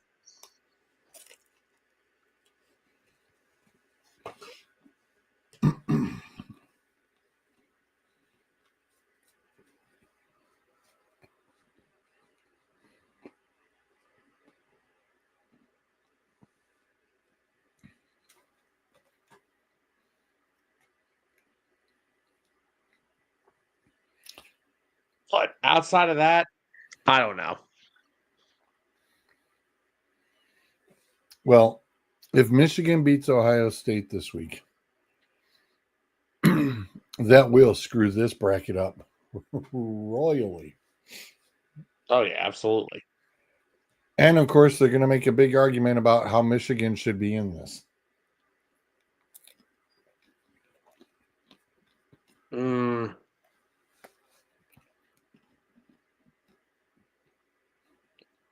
I mean, don't get me wrong. Does Tulane, if that happens, right? If they beat Ohio State, does Tulane deserve to be in there over Michigan? Absolutely not. I still don't like the participation trophy crap with this. I don't like that conference leaders just get in on a whim. I was going to say 11 and 12, you have no choice. The 11 and 12, you have zero choice. They don't. Michigan would have to be 10. I know, but that's my point, though. That's why I'm saying that the bracket is stupid, because I don't care who the ACC leader is. I don't care who the Big 12 or whatever other conference leader there is. If you are not one of the 12 best teams in college football, you shouldn't get in. That's the only tweak to this thing that needs to be done. The best 12 teams in college football have to get in, not the 12 teams leading their conference, because half the conferences don't even matter anymore because it's basically run by the SEC and the freaking Big Ten. And for them to say, oh, we don't want it to be like that, it basically is already. Because guess what? The ACC and the other conferences that you're allowing to come in here are waxed in the first round. This has to go. The only change I still want this bracket to be made is that it needs to be the best 12 teams. I don't care if it's 6 Big Ten, 6 SEC. It has to be the 12 best teams in college football.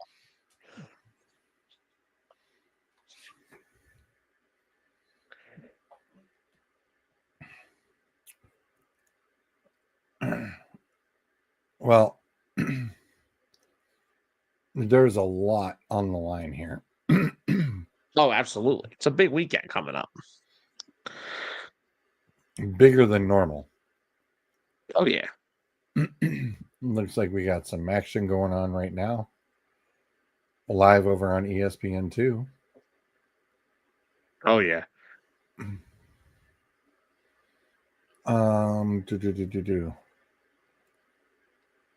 Navy at Memphis on Thanksgiving. Utah will play Kansas and may have the opportunity to also jump into the disaster if they blow Kansas out. Utah is favored by 11.5. Yeah. So that could royally screw things up. Of course, also on Friday, Indiana will play Purdue. Texas A&M plays Texas. Arizona and Arizona State also play. Texas Tech does get West Virginia. Texas Tech favored by 24.5. I wouldn't even sneeze about that one. Miami, interesting that the line is only by 6.5 over Pitt. Very interesting. It's tough, man. Oh, and Georgia Tech. Georgia is favored by 13.5 against Georgia Tech. That could get a little dicey. It could. That could get a little dicey. Let's see. Did they knock up any other? Where's the other rest of the ranks? Where did up there? Where's 6 was where did 6 go? Where did our number 6 go? It went missing. Oh, they are. Oh, I had to go to the later, way down this list. Oregon is only a 6.5 favorite because they are going to play at Washington. Washington's got a solid team. Oklahoma 10.5 favored over LSU. I don't know about them apples. Yeah, I know LSU is, Sam, the over under is 36.5. That's lower than the Browns game. That's interesting. Yeah. You don't see a college football game over under that low. No, not at all. What in the blue hell does Vegas know that we don't? Because Good question. Oh, wow. I mean, the Minnesota game is 37.5. Minnesota and Wisconsin, it's only a 1.5 point. It's basically pick 'em. Wow.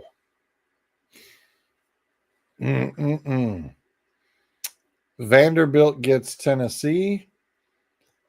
They got Tennessee by 3.5, and they're over under 65.5. That's more like it. Yeah. Give me the 50s and 60s as my over under. What the hell's this 30 something? Very questionable. Like you said, what do they know? Yeah. Alabama at Auburn. Alabama only favored by 6.5, and they're at 46.5. Another low scoring over under. That's a very interesting. Looks like USC and UCLA. USC by 21.5. Looking to romp all over UCLA. No biggie. Notre Dame gets Stanford. Notre Dame favored by 32.5. My God, man. 32.5. And the over under is only 51.5. Sam, apparently they're not expecting Stanford to score that much, like almost at all. Not a surprise. And my favorite, a Hawaii game. Hawaii favored at home, 8.5 against Wyoming for your 11 o'clock in the evening, Saturday night. So we got all the usual suspects for the rivalries. Left, right, and center.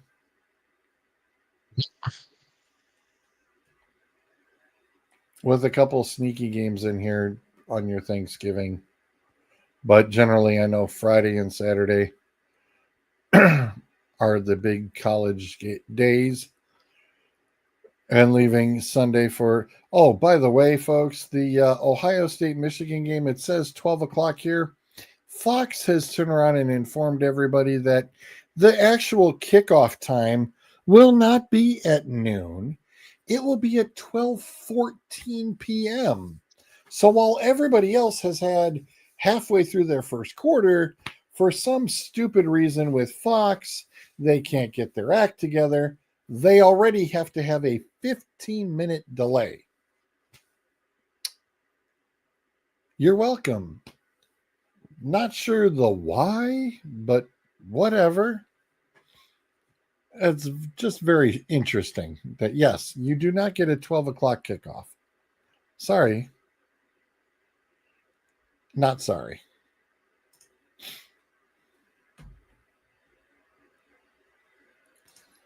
So again, until that gets squared up. Darn it, I did not want to close that off. Sorry, I closed that off just a tad bit too soon.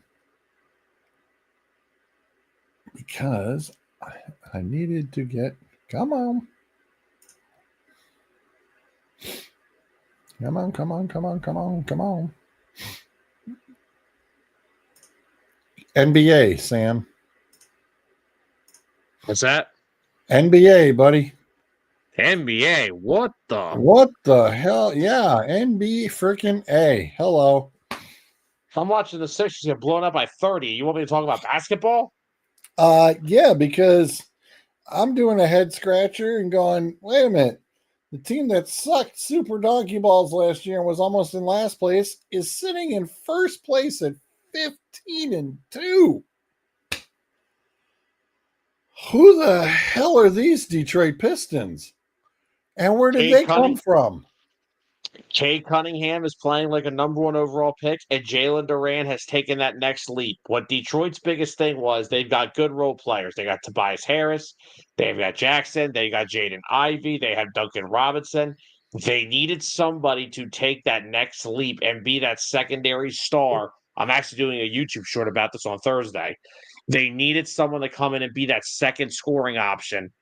Opposite of Cade Cunningham, Durant is averaging 20 and 12. Appropriate. Look who pops in as I'm talking about this.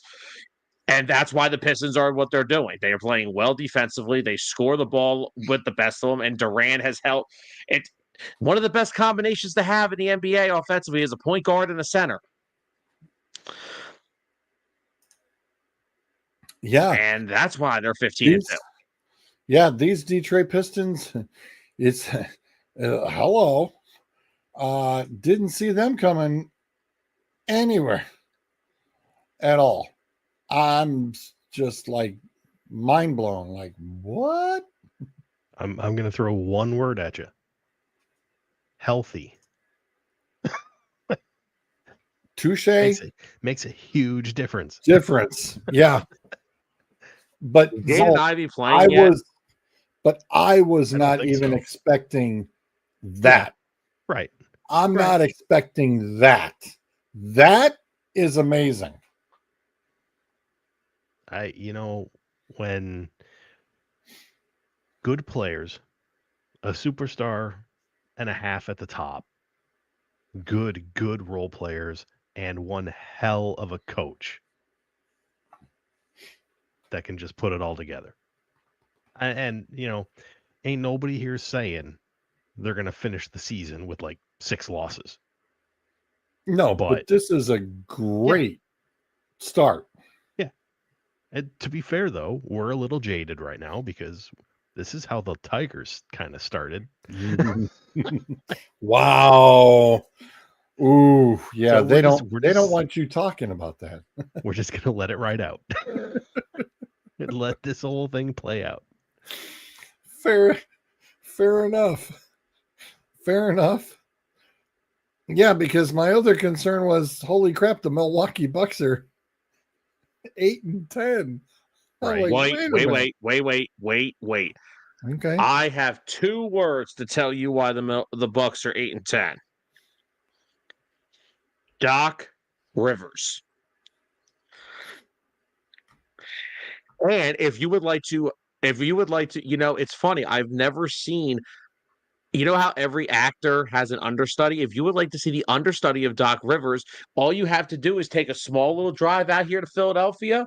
Nick Nurse. Okay.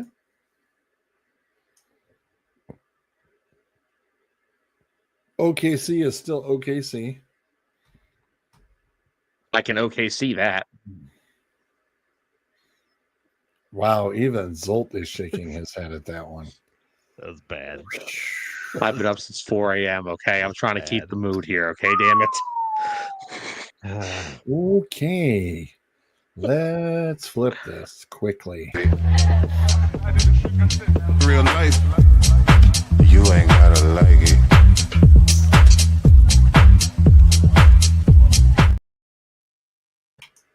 The hell was that?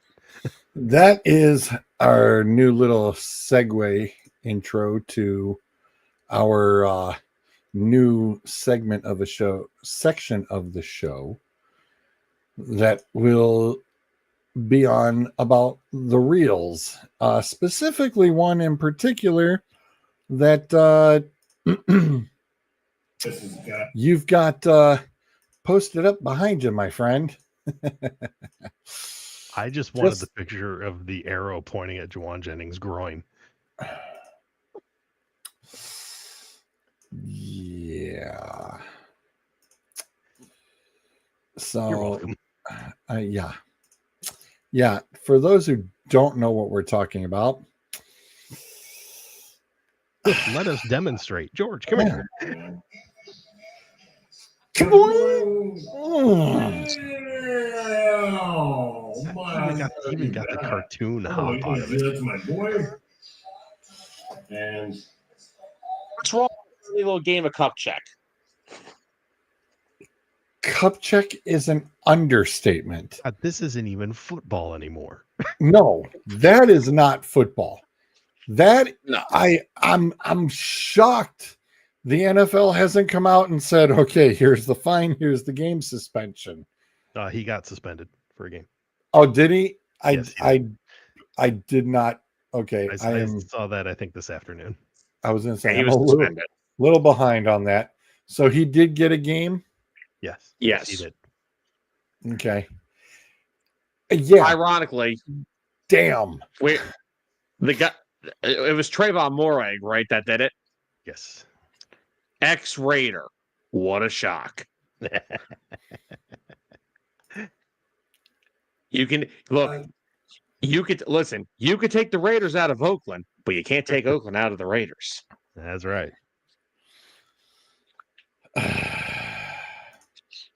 Yeah, that's Just a little uncalled for.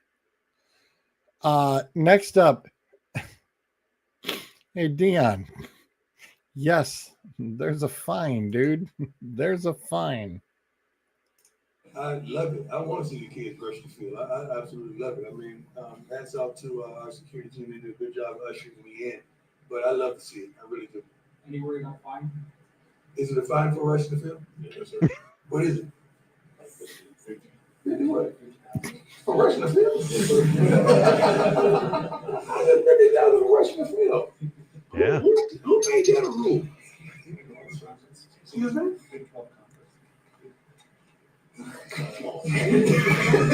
That ain't right. I mean, these kids. Well, we have $50, right? Yeah. Chip in. Let's chip in. That was when I grew up. You know, we going somewhere back when you get in the car with some gas, you got to chip in.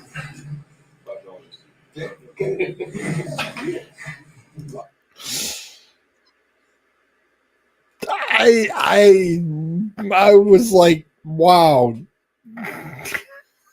First Chip in. That's funny Chip as in. hell. Ain't gonna lie.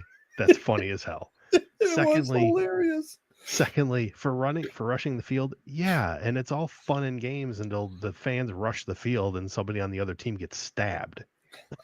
Or the fans get knocked the hell out. Exactly. So yeah, there's a reason why it's there. And yeah, if there's a fine, yeah, ask Tennessee. Because as I recall, they got hammered that night when the goalpost took a swim. Mm-hmm.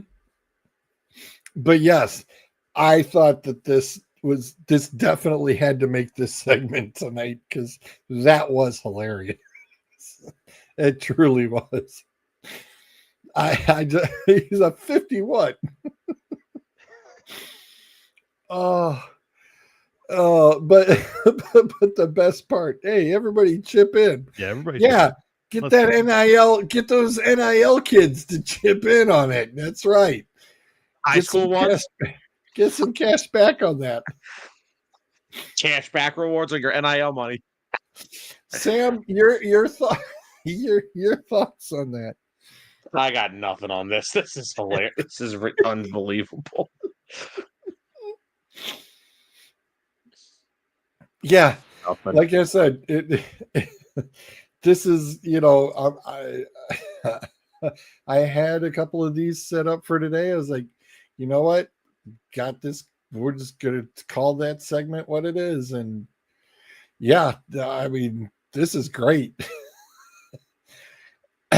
Just a couple of vids that didn't expect to come down the pipeline today. And it's like, yep, here we go. We got a couple. Dion definitely, he definitely wins for this week's entertainment reel. He gets the real award of the week.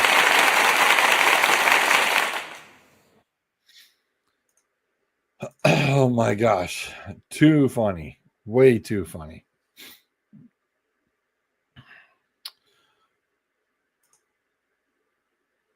My bad. Go back to our other layout.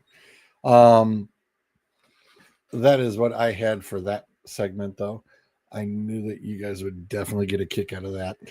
But my God, man, you punch a guy in his junk. There has to be some credibility questions at this point. Sam, you were talking about the guy who had to sit there and cover Jameis Winston on that touchdown run, and it would be instant cut him. I'm shocked that Carolina didn't lay a hammer down on this dude. Well, he signed a 4-year, $48 million deal in free agency. Then dead cap numbers may beg to differ. That's like for all the That's like for all the idiots in Philly. That's like, oh, AJ Brown's getting traded after the season. He's got like $40 million dead cap hits for the next 2 years. So shut up. Yeah, it's a little pricey. It's not happening. Well, I was gonna say, one punch, two balls, double the fine. It's a shame that that camera angle that you had only had for like chest down, because I wanted to see how, when he rocked backward, his eyes stayed in place and then zoomed back into his head. Interesting.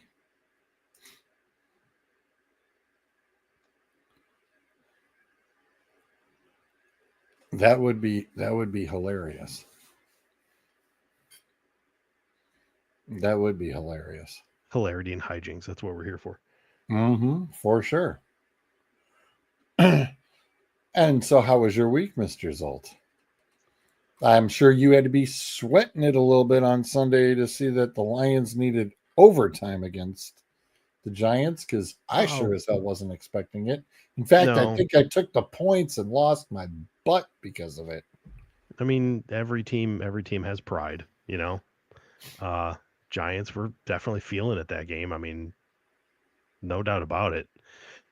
And with guys like Terry and Arnold not being there, it doesn't help. That secondary just has not really been healthy all year. So, pretty sure Arnold is coming off concussion protocol before Thursday. So we'll see how that goes. And other than that, especially that first half O-line, that O-line needs to figure stuff out. They need to figure out sooner than halftime every game, Sounds like me. Yeah. You need to protect Goff, because I'm sorry, Goff, he's not a pylon, but he's not much more mobile. So you need to at least give him more than 2 seconds to set up. Otherwise, just give the ball to Gibbs every play. Yeah, I'm shocked we weren't talking about a new rushing record. I thought for sure he'd run all the way back to Detroit and just say, look, I'm going to take a few hundred more yards while I'm at it. You know? There's always Thursday. Right. Well, we already discussed a lot of the upcoming schedule, both pro and college already. I do apologize. I did still have the in fact, Sam was like, what in the hell is this?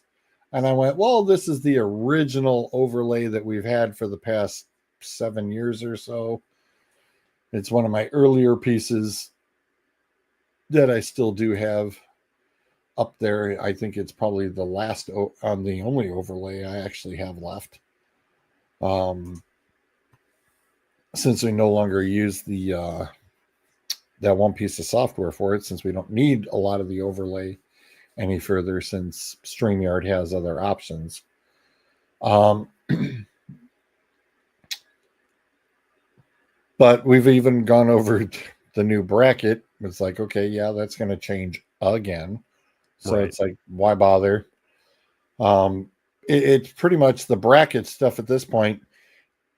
Don't really give a damn for another 2 more weeks. Once all the rivalry weeks are done, the playoff weeks are done, and Army Navy game is over, and we'll know who's going to play when, and then we'll focus on the bracket. But it's kind of like, the NFL playoffs. It's like, okay, well, these guys are ranked for this, and it's like, well, the end of the season is week 18. We'll figure it all out once week 18 happens, and then we'll talk about the playoff picture. I mean, there's still 2 more weeks of football to go in that aspect, and it's like, okay, well, it is what it is. And honestly, I'm here. I might as well give my 2 cents real fast on the game. Yes, please do.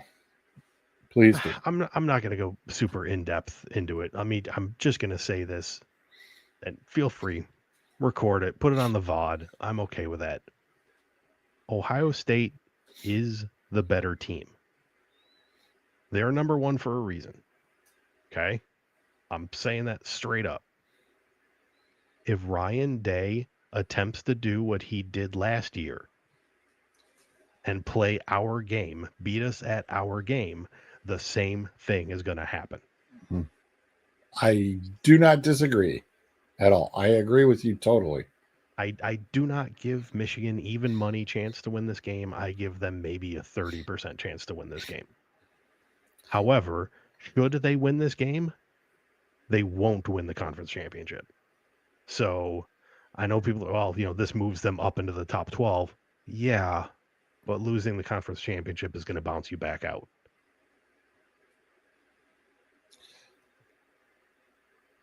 Well, I was going to say they've already we were already talking a little bit of, okay, if Ohio State loses, how far technically does the drop happen?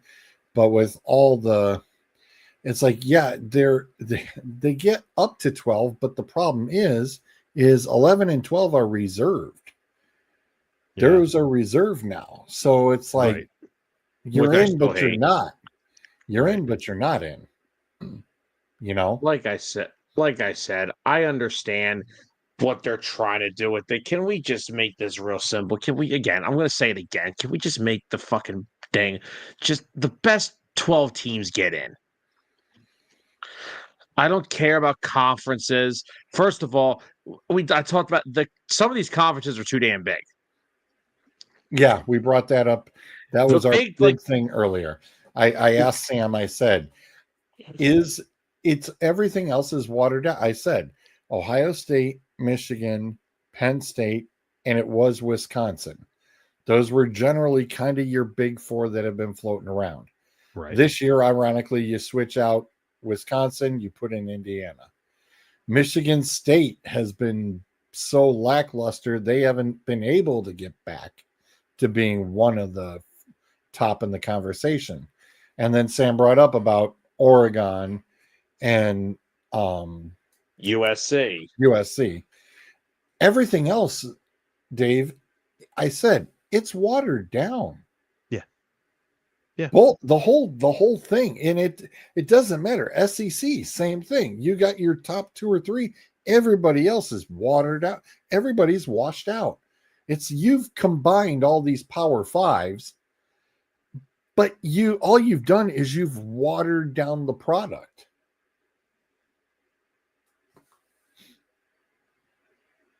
I mean, this has been going on for a decade now. Just with the conference moves, teams going wherever they need to. Well, who was it? The Maryland coach that was complaining that he lost to NIL when Michigan beat him.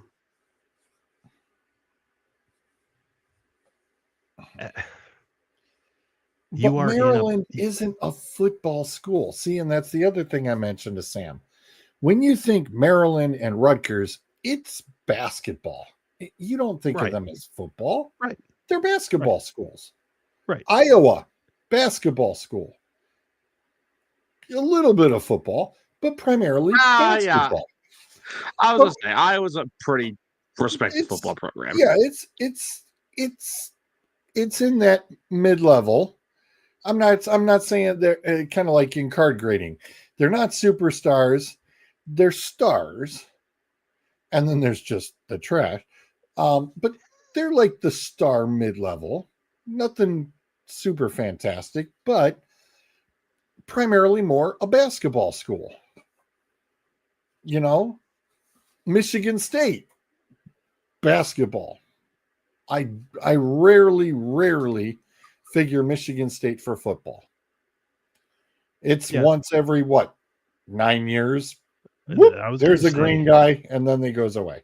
They're not quite on the Northwestern schedule. The Northwestern schedule of every 4th year they do something. Right. It's more of, like you said, every 9th, every 10 year, they will put a string together of like 3 seasons where they're really impressive and they're threatening. And then they just fall off the wagon again. Yep, it's back. And then they hire Mel Tucker, and he gets sued. Or you could be us and not have a coach. Touche. Or, have a coach that you can't afford to fire like they do now. But that's just the thing, is there is just too much it's almost like you need to have almost a separate division. I mean, you might as well call it, you got Division 1, you got Division 1A, double A. I mean, start separating it, because I mean, I'm sorry, but I'll use this as the example. Back in the 70s, 80s, 90s, how many bowl games were there, Zolt? There was a small handful. Yeah. Today, there's 38, 39. Maybe there might even be more than that at the moment. There were never that many bowl games. And you were always looking forward to the Big 8.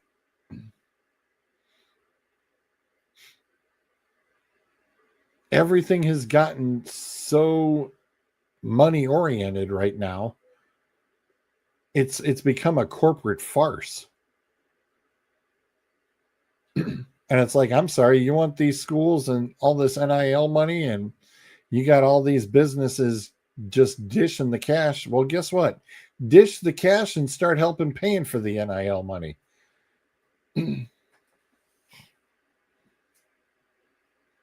Yes, no, maybe. I'm pretty sure the businesses already pay for the NIL money.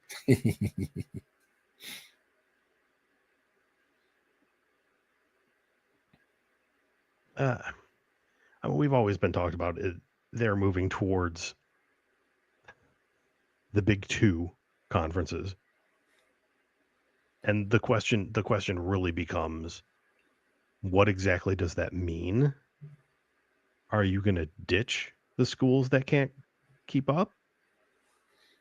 And, when you raid the ACC,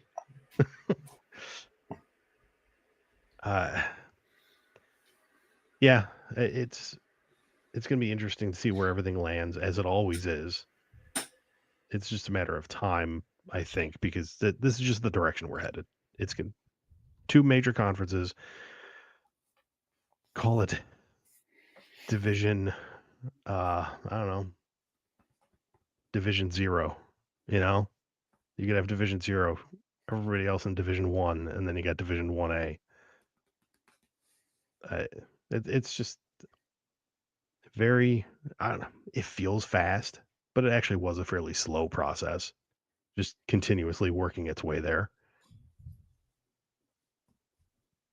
Yeah. Could you imagine, though, if one day after he gets fired from Penn State and he finally gets away from Ohio State, and then James Franklin just walks into his office at Virginia Tech? James, we got good news. Really? What's that? We're joining the Big Ten. Perfect. And I quit. Right. Deuces. I'm outie.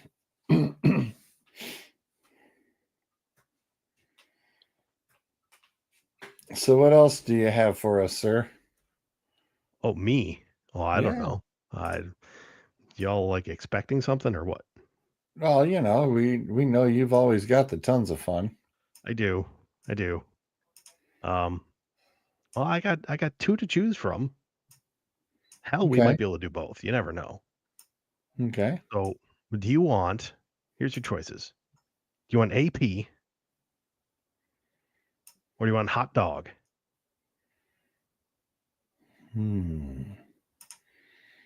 Sam, go ahead. I'll let you pick. No, you're picking. I've been up since 4 a.m. Okay. Fair enough. I'm I down. like hot dogs. I'm Yeah. good with hot dogs. You want the hot dogs? Yeah, I'm We can good do with the hot hot dogs. dogs. All right, let's get this in order here. I literally have been racking my brain the last 15 minutes figuring out what is wrong here. And I have figured it out. And what is wrong is not my fault. Okay. NFL price of a hot dog per stadium. Oh, good Lord. Now, what is wrong here? There's only 31 listed. And the reason for that is there's only 31 on the answer key. So either So who's either so who the hell's I missing? don't know. I don't know. We'll figure it I out. guess as we we'll go. figure it out. Yeah, we'll figure it out once we get there. Who's a And- bunch of vegans, huh? First, yeah, that's the only Right? other explanation is that Is they somebody's don't not on there have because any. they don't sell it. But first off, 11.25, you can go to hell. Vegas. Gotta be Vegas. Hang on. Let me pull up the cheat sheet. It's not Vegas though. It's not Vegas? It's not. Super I'm Bowl. trying to think back to the one we did about when it was About the about beer? beer. I'm trying The to beer? think. Oh, Right. thank God, Bruiser's here. Price of a hot dog. 11.25 has got to be Chicago. It is not Chicago. Ooh. It's not I Los mean- Angeles, is it? It is not. In fact, I was kind of surprised at who it is. It's AFC. Oh. Division. 1 second here. It's been a long day. It's We just AFC. got back from the grocery store. Okay. It is. So AFC, and I'm looking at NFC. It is AFC East. Buffalo? New England? New York? Oh, we just want to name the fourth one. Since we've named Wow. three Is more. it really Miami? No, we got it. I Oh, just okay. wanted, since we were doing. Is Buffalo? What? Yeah. Buffalo? 11 and they're Really? already Blue drunk by collar? the time they get in. You know what I Damn. hate? You know what? That makes me sick. Those fans will come out and help those bastards shovel out snow, and that's how much they charge for hot dogs. They Right, should be no a freaking kidding. shame to themselves. Hell yeah. Hell yeah. I was gonna say, I guess they gotta pay for that new stadium somehow. Jesus. It's all the chunks of the table and the hot dogs that they got to pay for. Oh man. Now, Oh, the when we rest, finish the rest this of the- exercise, boys, I have some news. Oh, okay. But I'm going to hold on till it's Okay. personal news. But I'm going to Okay. hold on till we finish this fill in the blank. All right. Let me just say that the rest of the top of this list, you're probably most of it makes sense. That top one was a little out there, but Yeah. I think we can nail the top of this list. That I 10 think it has to be here. is Vegas, that 1026? Is that Dallas? 1026 is not Dallas. However, I believe we've We it is. mentioned Vegas. Yeah. The Yes. $10 dog is still gotta be Dallas. Okay, there are two of them, and neither one is Dallas. Wow. Really? Yes. Is Is one one of of them them New York? Los Angeles? Could you be more specific? Well, it's The same stadium. it's How the about same this? stadium. How about this? Yes, we go Rams, and we will go Chargers. Okay. Now that made sense. Yeah, that totally made sense. What the? Huh. So, I'm so Did George write this? No. Wow. Go on, Bruiser. Wow. oh shit. Oh wow. Damn. Glad to see we're all in the holiday spirit. Ooh. Ooh. Don't threaten me with a good time, sir. If he disappears, my hands are off the keyboard. I am not in control of the board. Oh boy. You know know, what? it's I wanna not me start kicking you off. I want to start at the other end, the $2 hot dog. Okay, $2 hot dogs. Who's got a cheap dog? It's not Cleveland, that's for damn sure. Is I it the feel like Falcons? that's Green Bay. Sam, how in the Wow. Wow, seriously, the Falcons in the Mercedes Benz dog. They have been known for they have damn very good prices on some foods. That's why it's a They have- shot. George, they have Chick-fil-A in that stadium. That's why the hot dogs are cheap. Oh, Nobody's buying that's- hot dogs. That makes total sense now. Could you imagine going there for a game and saying, "You some bitches have a Chick-fil-A on a Sunday, but I still got to pay a premium for hot dog"? Fuck that. They don't have Chick-fil-A. Chick-fil-A's not open on a Sunday in the stadium. That's my point. Can you imagine going there, having Chick-fil-A closed, and still having to pay like some of these prices for hot dogs? That's why they got to keep them cheap. They got to keep the people happy. This is so weird. I think Cleveland is the $4.98. Lower. $3.49 for Cleveland. Lower. Wow. All right, Bob. What? At least one thing is cheap. Is the $6.30?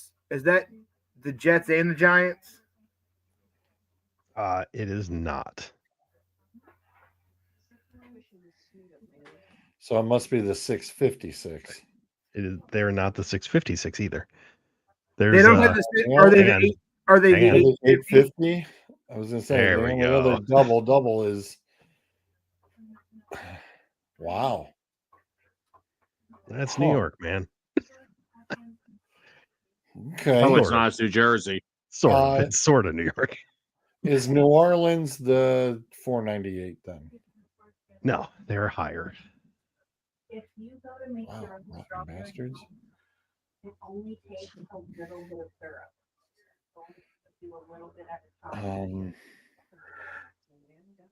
Is Green Bay on the left or the right side? Green Bay's on the right-hand side. I was gonna say they should be on the right. I think Cincinnati is too. Cincinnati 604. Bengals are on the left-hand side. What? Oh yeah. What?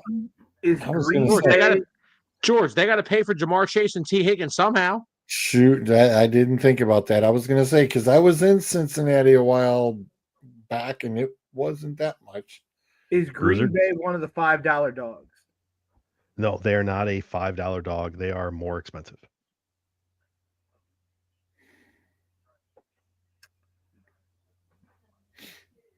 Are they $6.30?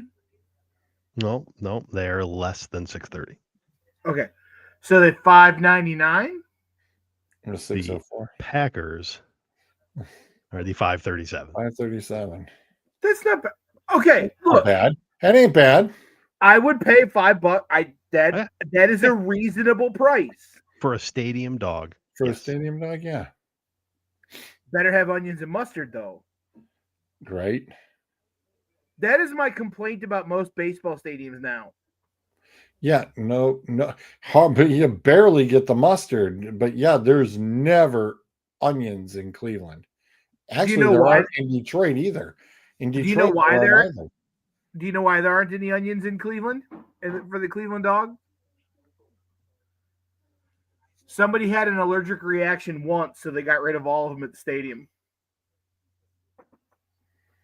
I was going to say there's no onions because they're only $3.41. You can't afford the onions. I'm talking about at Progressive Field Okay, I got you. The $6.04, the Eagles. It is not. I was gonna say, Sam, you've been to Lincoln Financial. They're fucking pricey, dude. Eagles are higher. I was gonna say, told you. Yeah. Have you seen Sam? He's pre-gaming before he goes in. He can't afford to feed himself at the Eagles Stadium. I don't feed myself at the link. I ain't fucking spend that kind of money. You out of your mind? It's like feeding a small army just to feed Sam at the stadium.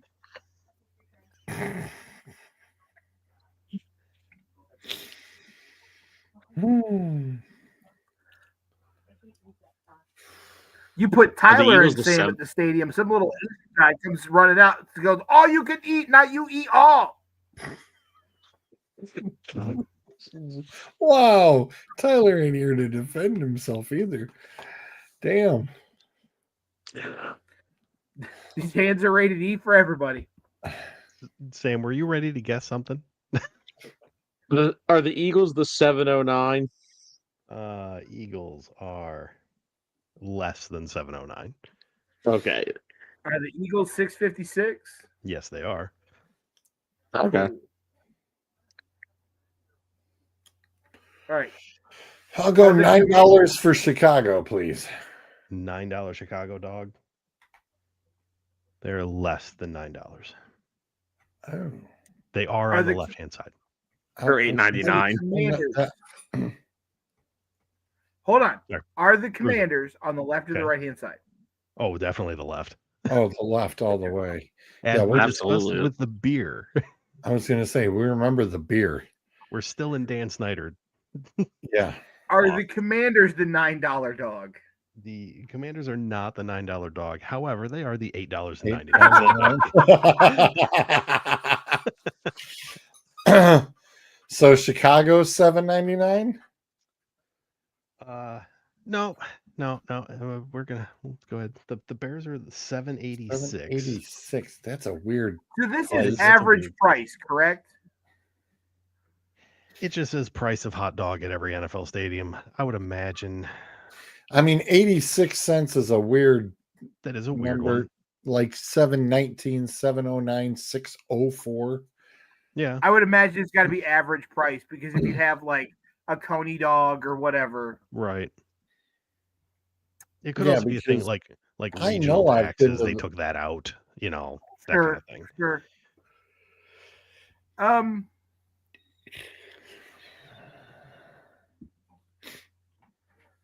God, this is just thrilling for anybody watching or listening. Yeah, I know. It's great. All right, $9 is at the 49ers. All right, Yep. I have Wow, self-sustaining food stadium, and you're charging up the yin yang, huh? I have a California, suggestion. man. Okay, go ahead, Bruce. Yeah. If you name the row and the price, you give us the division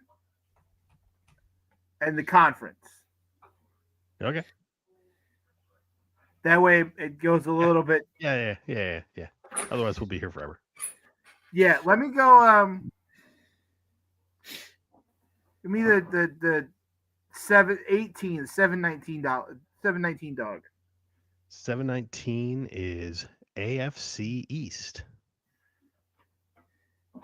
Is that the Patriots?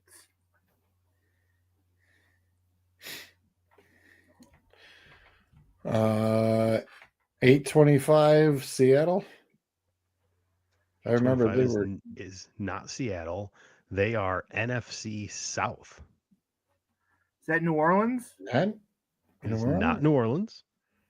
Carolina. Tampa. $3.49. Okay, 349 is AFC North. Bengals. No. Bengals Steelers. are left-hand Steelers? column. Is Oh, not Steelers. the Steelers. Steelers are Ravens. also left-hand Ravens? column.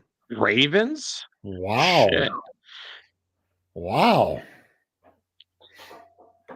Okay, we know what stadiums to definitely hit up and be okay to go eat at. Shoot. Give me one of the $5 dogs. Sir, this is not a concession stand. Bruiser, I like the way you asked that, though. That was good. That was really good. Give me a So $5 dog. the $5 dogs are both in the AFC West. Broncos? One. Raiders, the other Chiefs. one? No, the Raiders are up on the other side. Chiefs.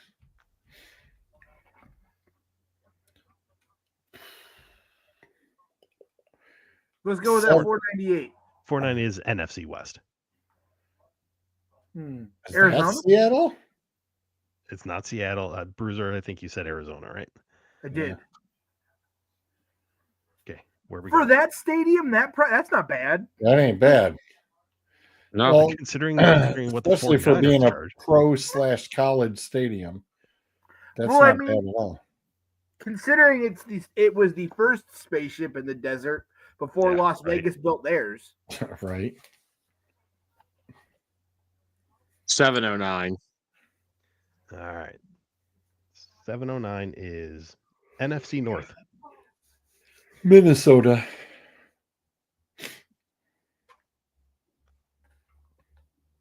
You gotta pay $7 and watch JJ McCarthy throw 3 picks a game. Jesus. Let's go for the $6.30. Okay. Let's see. We have one AFC, one NFC. We have an NFC South, and we have an AFC. Oh, they're both South. NFC South and AFC South. Is that is one of those Carolina? This is not Carolina. So we've got Atlanta and Tampa on the board. New Orleans. So that's New Orleans. Is the AFC South Jacksonville? It's not Jackson. No. Tennessee? Titans. That's the nice thing about there being only 4 teams per division. You can kind of rule them out pretty quick. Dolphins and Jacksonville should be on the left. Okay. Jacksonville is on the right. Are they really? Yeah, that stadium's not that old. It's still And Florida. Dolphins are on the left. Yeah, it's still Florida. Let's go I'm going to go 693 is the Jacksonville. Yeah. I knew they couldn't be that cheap. What about the $5.99? $5.99. That is NFC South. Oh, that's got to be Carolina. Yeah. The only one left. Yeah, right. 604. 604 is AFC South. Texans? Is not the Texans. Colts? It is the Colts. So many times I forget Indianapolis is in the South. South, yeah. The other 656 is, excuse me, AFC South. We literally just named them. Texans, yes. Remember, we're still looking for the one squad that's we are looking for, yes, the oddball. With the oddball who's not serving hot dogs. Apparently. Wait a minute. There's only 31 teams on here? Yeah. Yes. Somebody doesn't serve hot dogs. They either don't serve hot dogs or they got missed on the answer key. How do you not serve a hot dog? I don't know. We'll figure out who it is. It's an all vegan stadium, man. When we figure out who the hell it is, we'll see if it makes sense. Roll them over the coals. Watch it beat Detroit. No, Detroit's on the list. Oh no, Detroit's got to be the 745. They're not the 745. They are higher. All right, what's the 795? Good. Bruiser, what was your question? What was your question? What is the 799? NFC North. Is that the Lions? $8? My God, no wonder. I guarantee you that was recent too. I was gonna say Scott and I usually will go eat first before we go out there. Now I know why. Good Lord, that is the move. Stay tuned for next week on Dueling Aces when we go over soft pretzel prices in the MLB. Look, if I find the chart.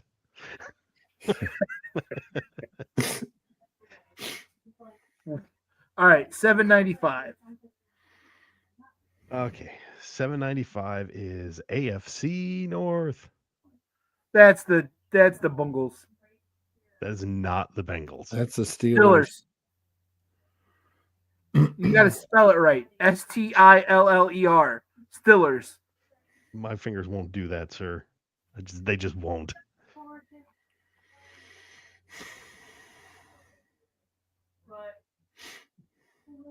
Okay, so we're missing a NFC and 2 AFC.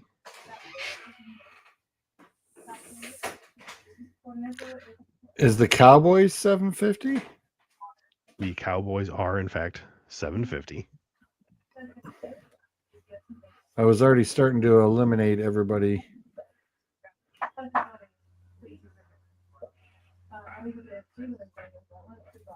The Seahawks are the team that don't serve hot dogs. Yes, you are correct. I was just going to say, we're getting to the Seahawks because I mentioned commie hippie liberals over there in the Pacific Northwest not serving hot dogs. And you know what? I could see it. The scary thing is yeah, I could too. They serve sushi instead. Right. All right, Okay, Sam, are you already looking it up? A single hot dog at Lumen Field costs $8.70. Damn. Ooh, puts them above the Jets. Excuse me for a second. Ooh, buddy. Hang on, no, don't want to do that. Bring the XL skills into play. Okay. Right? Well done, sir. Well done. Seattle. Fixed. Well done, sir. Well played. AFC. Okay, so 745 is AFC. Whoa, hang on. I almost AFC. That ain't right. Hold, please. Yeah, AFC North, and then the other one that I just Bengals.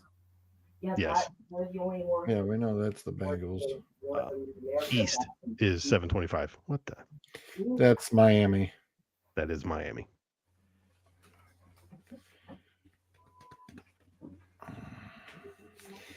Fascinating, riveting. This is why you interesting.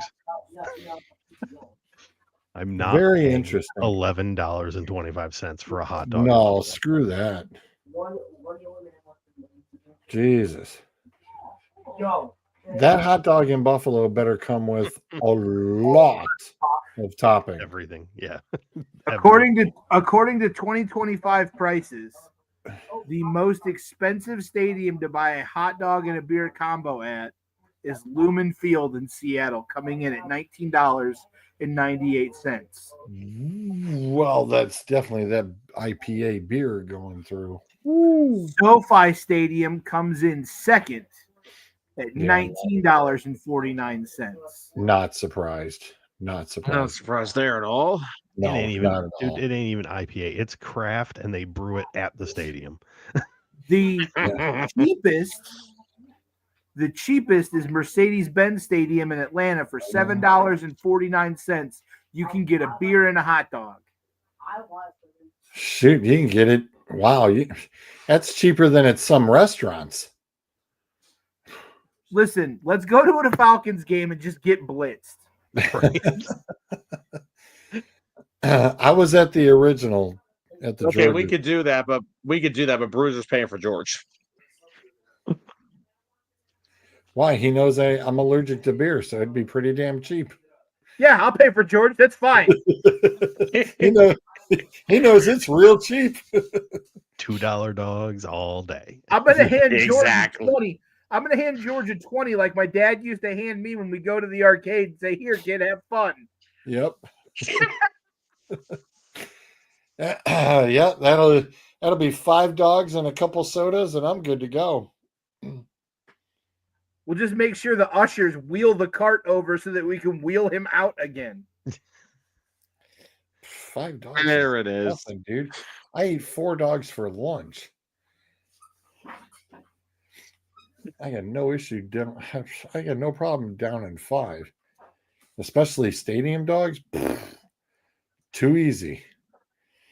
I'd almost look like Joey Chestnut trying to do the hot dog competition on 4th of July. You couldn't handle a hot dog eating contest. No, but mowing down 5 dogs.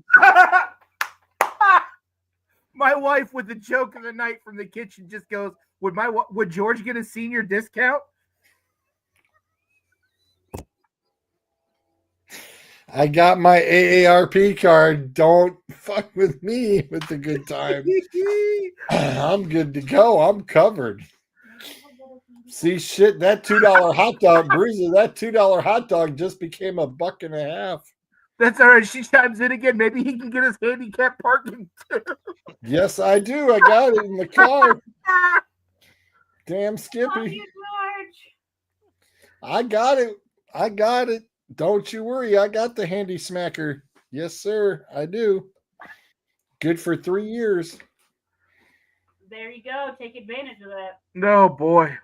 Oh. I said I had news. Yeah, I was gonna say, Bruiser, Yes. your news. Go on.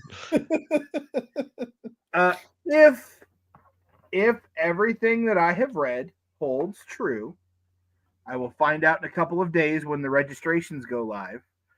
But if everything that I have read so far holds true, I qualified to lift at the men's Raw National Competition at the Arnold in March. Nice.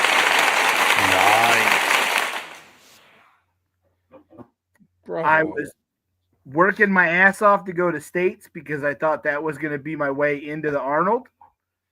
And I missed registration because they hit the number of lifters before I could register. So I don't get to go to state this year. And I was like, well, the Arnold's out.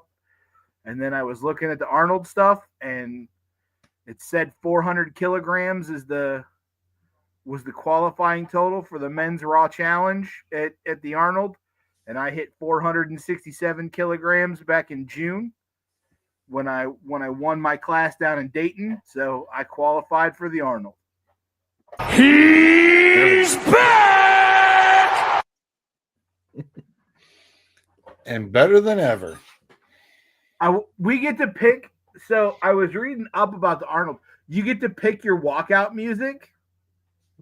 Oh. And I don't know if I want to go with my old entrance music or if I want to go with the Jordan, the Chicago Bulls. Oh, you should do the Chicago Bulls thing. None of the young kids would get it. Which is even better. Which is even better.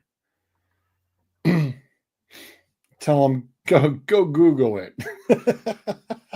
Yeah, that's awesome, dude. Congrats. That is really fucking awesome.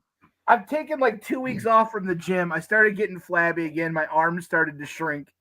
And then I got the news about the Arnold, and I was like, well, time to get back in the gym. He's like, whoopsie. No, I got really depressed after finding out I had worked for 4 months training for states, and I was in the final push, and then like, oh, you're not going. It was a big swift kick in the nads.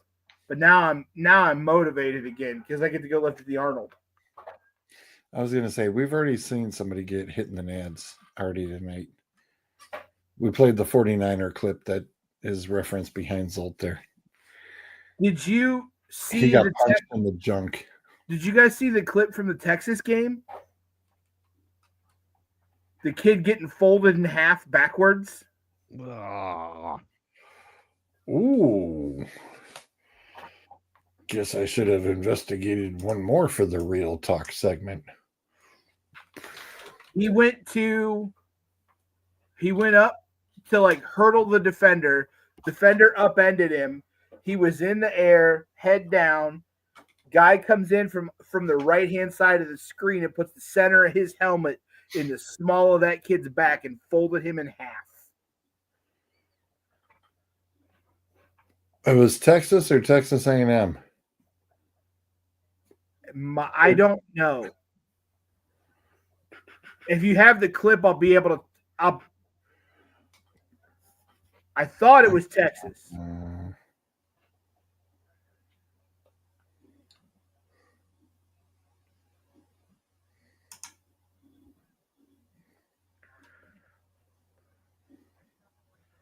And I think Saturday is the first of Ohio State's back-to-back losses. Yeah, we saw your comment. I ignored it. I'm being dead serious. I'm not trying to like. Well, Zolt already pretty much called it out. If Ryan Day tries to play it down, then they're going to lose. If they play the way they've been playing and just pushing, then they'll win. I think that Ohio State is going to overlook Michigan. They never will. No, the fan base never will. The players do. I mean, not on in your a, life. in a sense, they did last year. Yeah, In a sense, that's what they did. Well, So that's what I'm saying. If they do it again, the same thing is going to happen. 100. I do not see your video.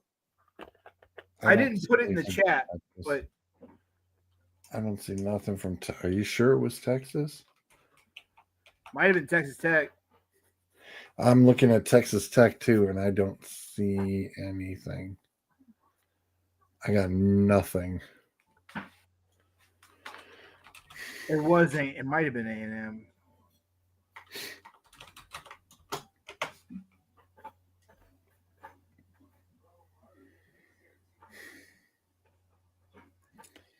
I got nothing that was from like a few I'll days. find it. I know I have it in my messenger somewhere. I'll find it and send it. Okay. But honestly, look, I'm not trying to troll or start a fight or anything like that. Ohio State and Michigan doesn't mean to the players what it used to mean, because I'm dead serious.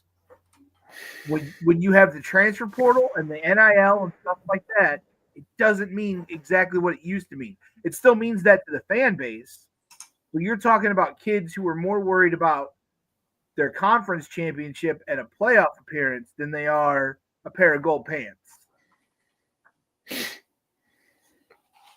And I brawl on the field over the Michigan flag, almost being put at center field last year. If Ohio State overlooks Michigan because they're looking at Indiana, they're gonna lose. You either have to come out and pound Michigan so hard that you take the game out of their hands in the first quarter. If you let Michigan hang around at 9-2, you're in for a fight and a bad day.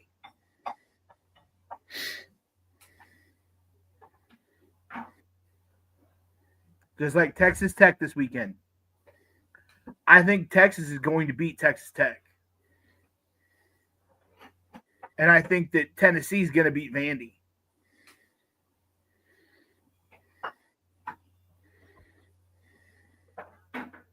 That would be interesting. I also think that Auburn has a chance to beat Alabama.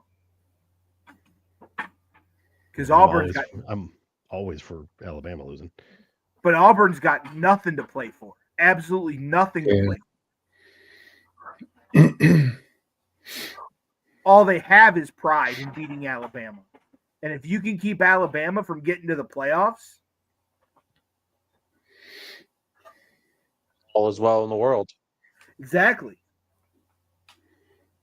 This weekend and opening weekend are my favorite weekends in college football. I love rivalry weekend in college football because for the past couple of years, it has meant more than the trophy that they're playing for.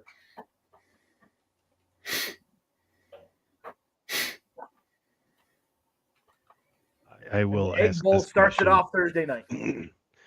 I will ask this question. George, if Ohio State were to lose, how fast will weather become the excuse? I don't think it should be. Okay. Both teams play in the same environment. If anybody ever on either side ever said that, that fan should have their fan card removed. I think because they're stupid. They're stupid. I think that the weather in Michigan might be a little bit harsher than the weather down in Columbus, but they play in similar climates. I've lived in both. It's the same. I've never seen 9 foot of snow in Columbus. Really? You weren't around in 78. That's okay. Don't worry about it. Shut up, Sam.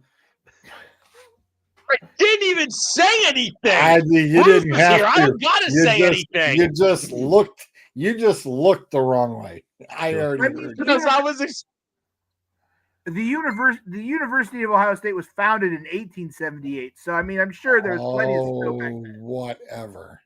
And that's why I didn't need to say anything. Jesus, man. George No. remembers it well. It was, his 30th birthday right around that time. You need to be very careful mentioning my 30th birthday. The last time Suds fucked with me about my 30th birthday, and guess what? The whole fucking state of Michigan lost power for 3 days. Go ahead. Please triple dog dare you. Please. I Lose triple power. dog dare you. Bring up about Lose that one. power. Is this coming Yeah. from a guy who was around when they invented fire? Remember back in that wonderful 3-state blackout. Yeah, don't mess with me about my 30th birthday. Suds hit me up on the Nextel, and he goes, "I beg you, turn it back on." That was the funniest phone call I ever got on that damn thing. He goes, "I'm sorry, I did not mean to pick on you about turning 30. Please turn the lights back on." Easy, Dracula. Nobody cares about your 30th birthday. Funny as hell. And I was in Pennsylvania at the time getting trained for Rite Aid. 2003 was a lot of fun. Was that the blackout? Yeah, that's what he's talking about. Yeah. Good God. You are old. Oh, come on. That did it? I did it. You're losing your touch, man. That's the what did it. I was 21 years old in 2003. I graduated high school in 2001, and you're turning 30. Good God, man. 7. I was freaking 7 in 2003. My wife just goes, "What a baby." Sorry, I'm on my bullshit tonight. She is on her bullshit tonight. Oh, she's on fire. Next week, December 1st, is the hearing between NASCAR and Front Row Motorsports and 2311. That is the date of that it goes to court. And if you have been paying attention to any of it and the stuff that's been coming out from Discovery, holy shit, is it getting nasty. The fact that one of the higher ups in NASCAR said that Richard Childress was nothing but a country bumpkin who owed his millions to NASCAR.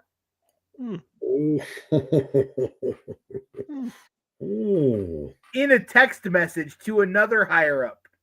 Ooh.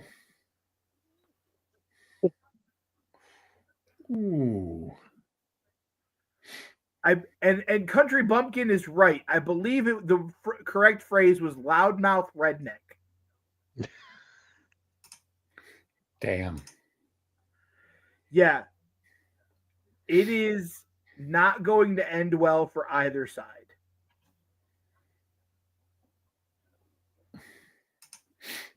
Yeah, that's not good. The judge had told both NASCAR and 2311 in Front Row, figure this out, settle, get it taken care of. And the one thing that 2311 and Front Row want, NASCAR won't do.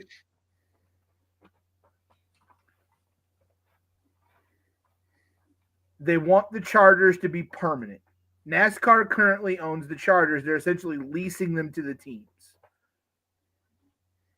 The teams, and Denny Hamlin especially, wants them to be permanent. So if you buy a charter, you can then sell that charter and recoup your money. It's an investment, much like buying an NBA or MLB or NFL franchise.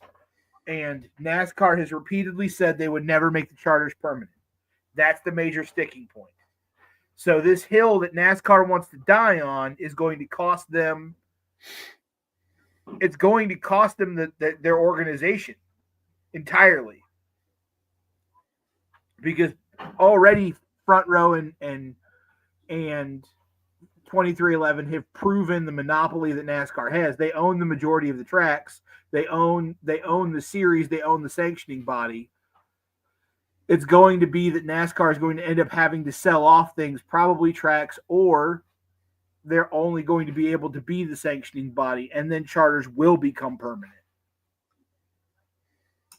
All you had to do was figure out a way to settle, and it could have avoided all of this. But man, you want some good old-fashioned Southern soap opera drama?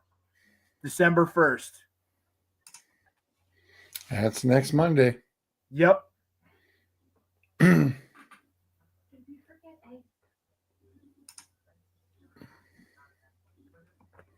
That'll be interesting.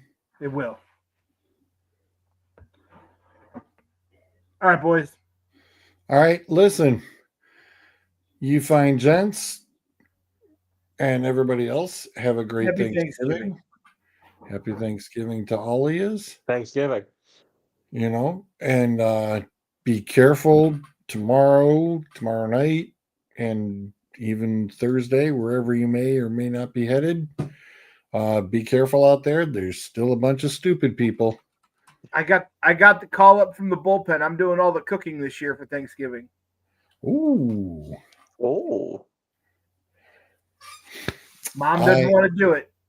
I am setting up a couple of basic sides to pass. I've got the barbecue meatballs and meanie weenies with my original sauce recipe finally in order. Grape jelly and ketchup. No.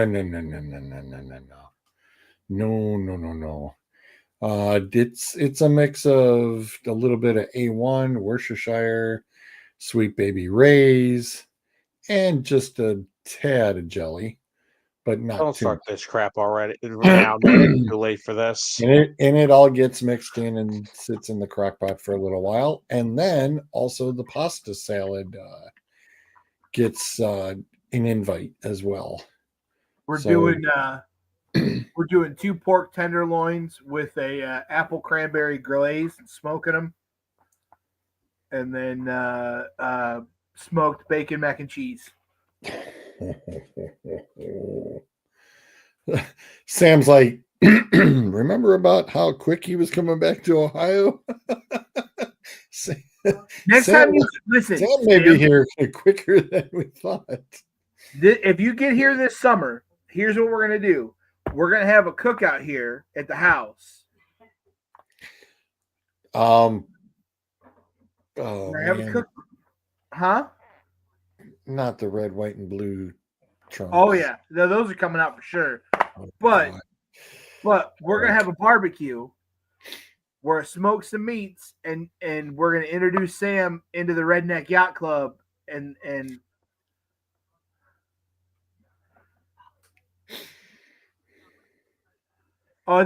we have Dutch apple pie, caramel apple pie, and then pumpkin pie for dessert at Thanksgiving dinner that the wife is making from scratch. Nice. But I got to get Zolt down here for the Redneck Yacht Club this summer too. Like, got to get Zolt and the family down to Ohio. I mean, Mary's from Ohio. She doesn't feel like going back. Wow. Look, come visit us. Damn. She doesn't even want to cross Toledo. That's wow. Damn. Well, I mean, if that wasn't like the thing that you first go through, maybe, You could go around Toledo. No, look, even Ohioans don't like Toledo. Right. Right. The only thing I like about Toledo is that the college gave me Quingon Mitchell.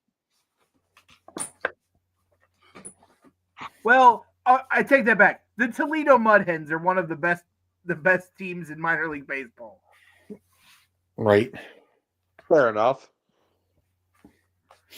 All right, boys. You guys have a wonderful folks. Thanksgiving.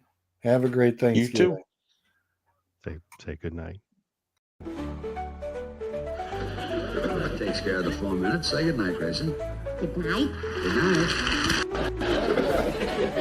I said say goodnight, Gracie. Good night. Good night. So I said, well, flip a coin. And if it comes out heads, have your hair dyed. And if it comes out tails, say goodnight, Gracie.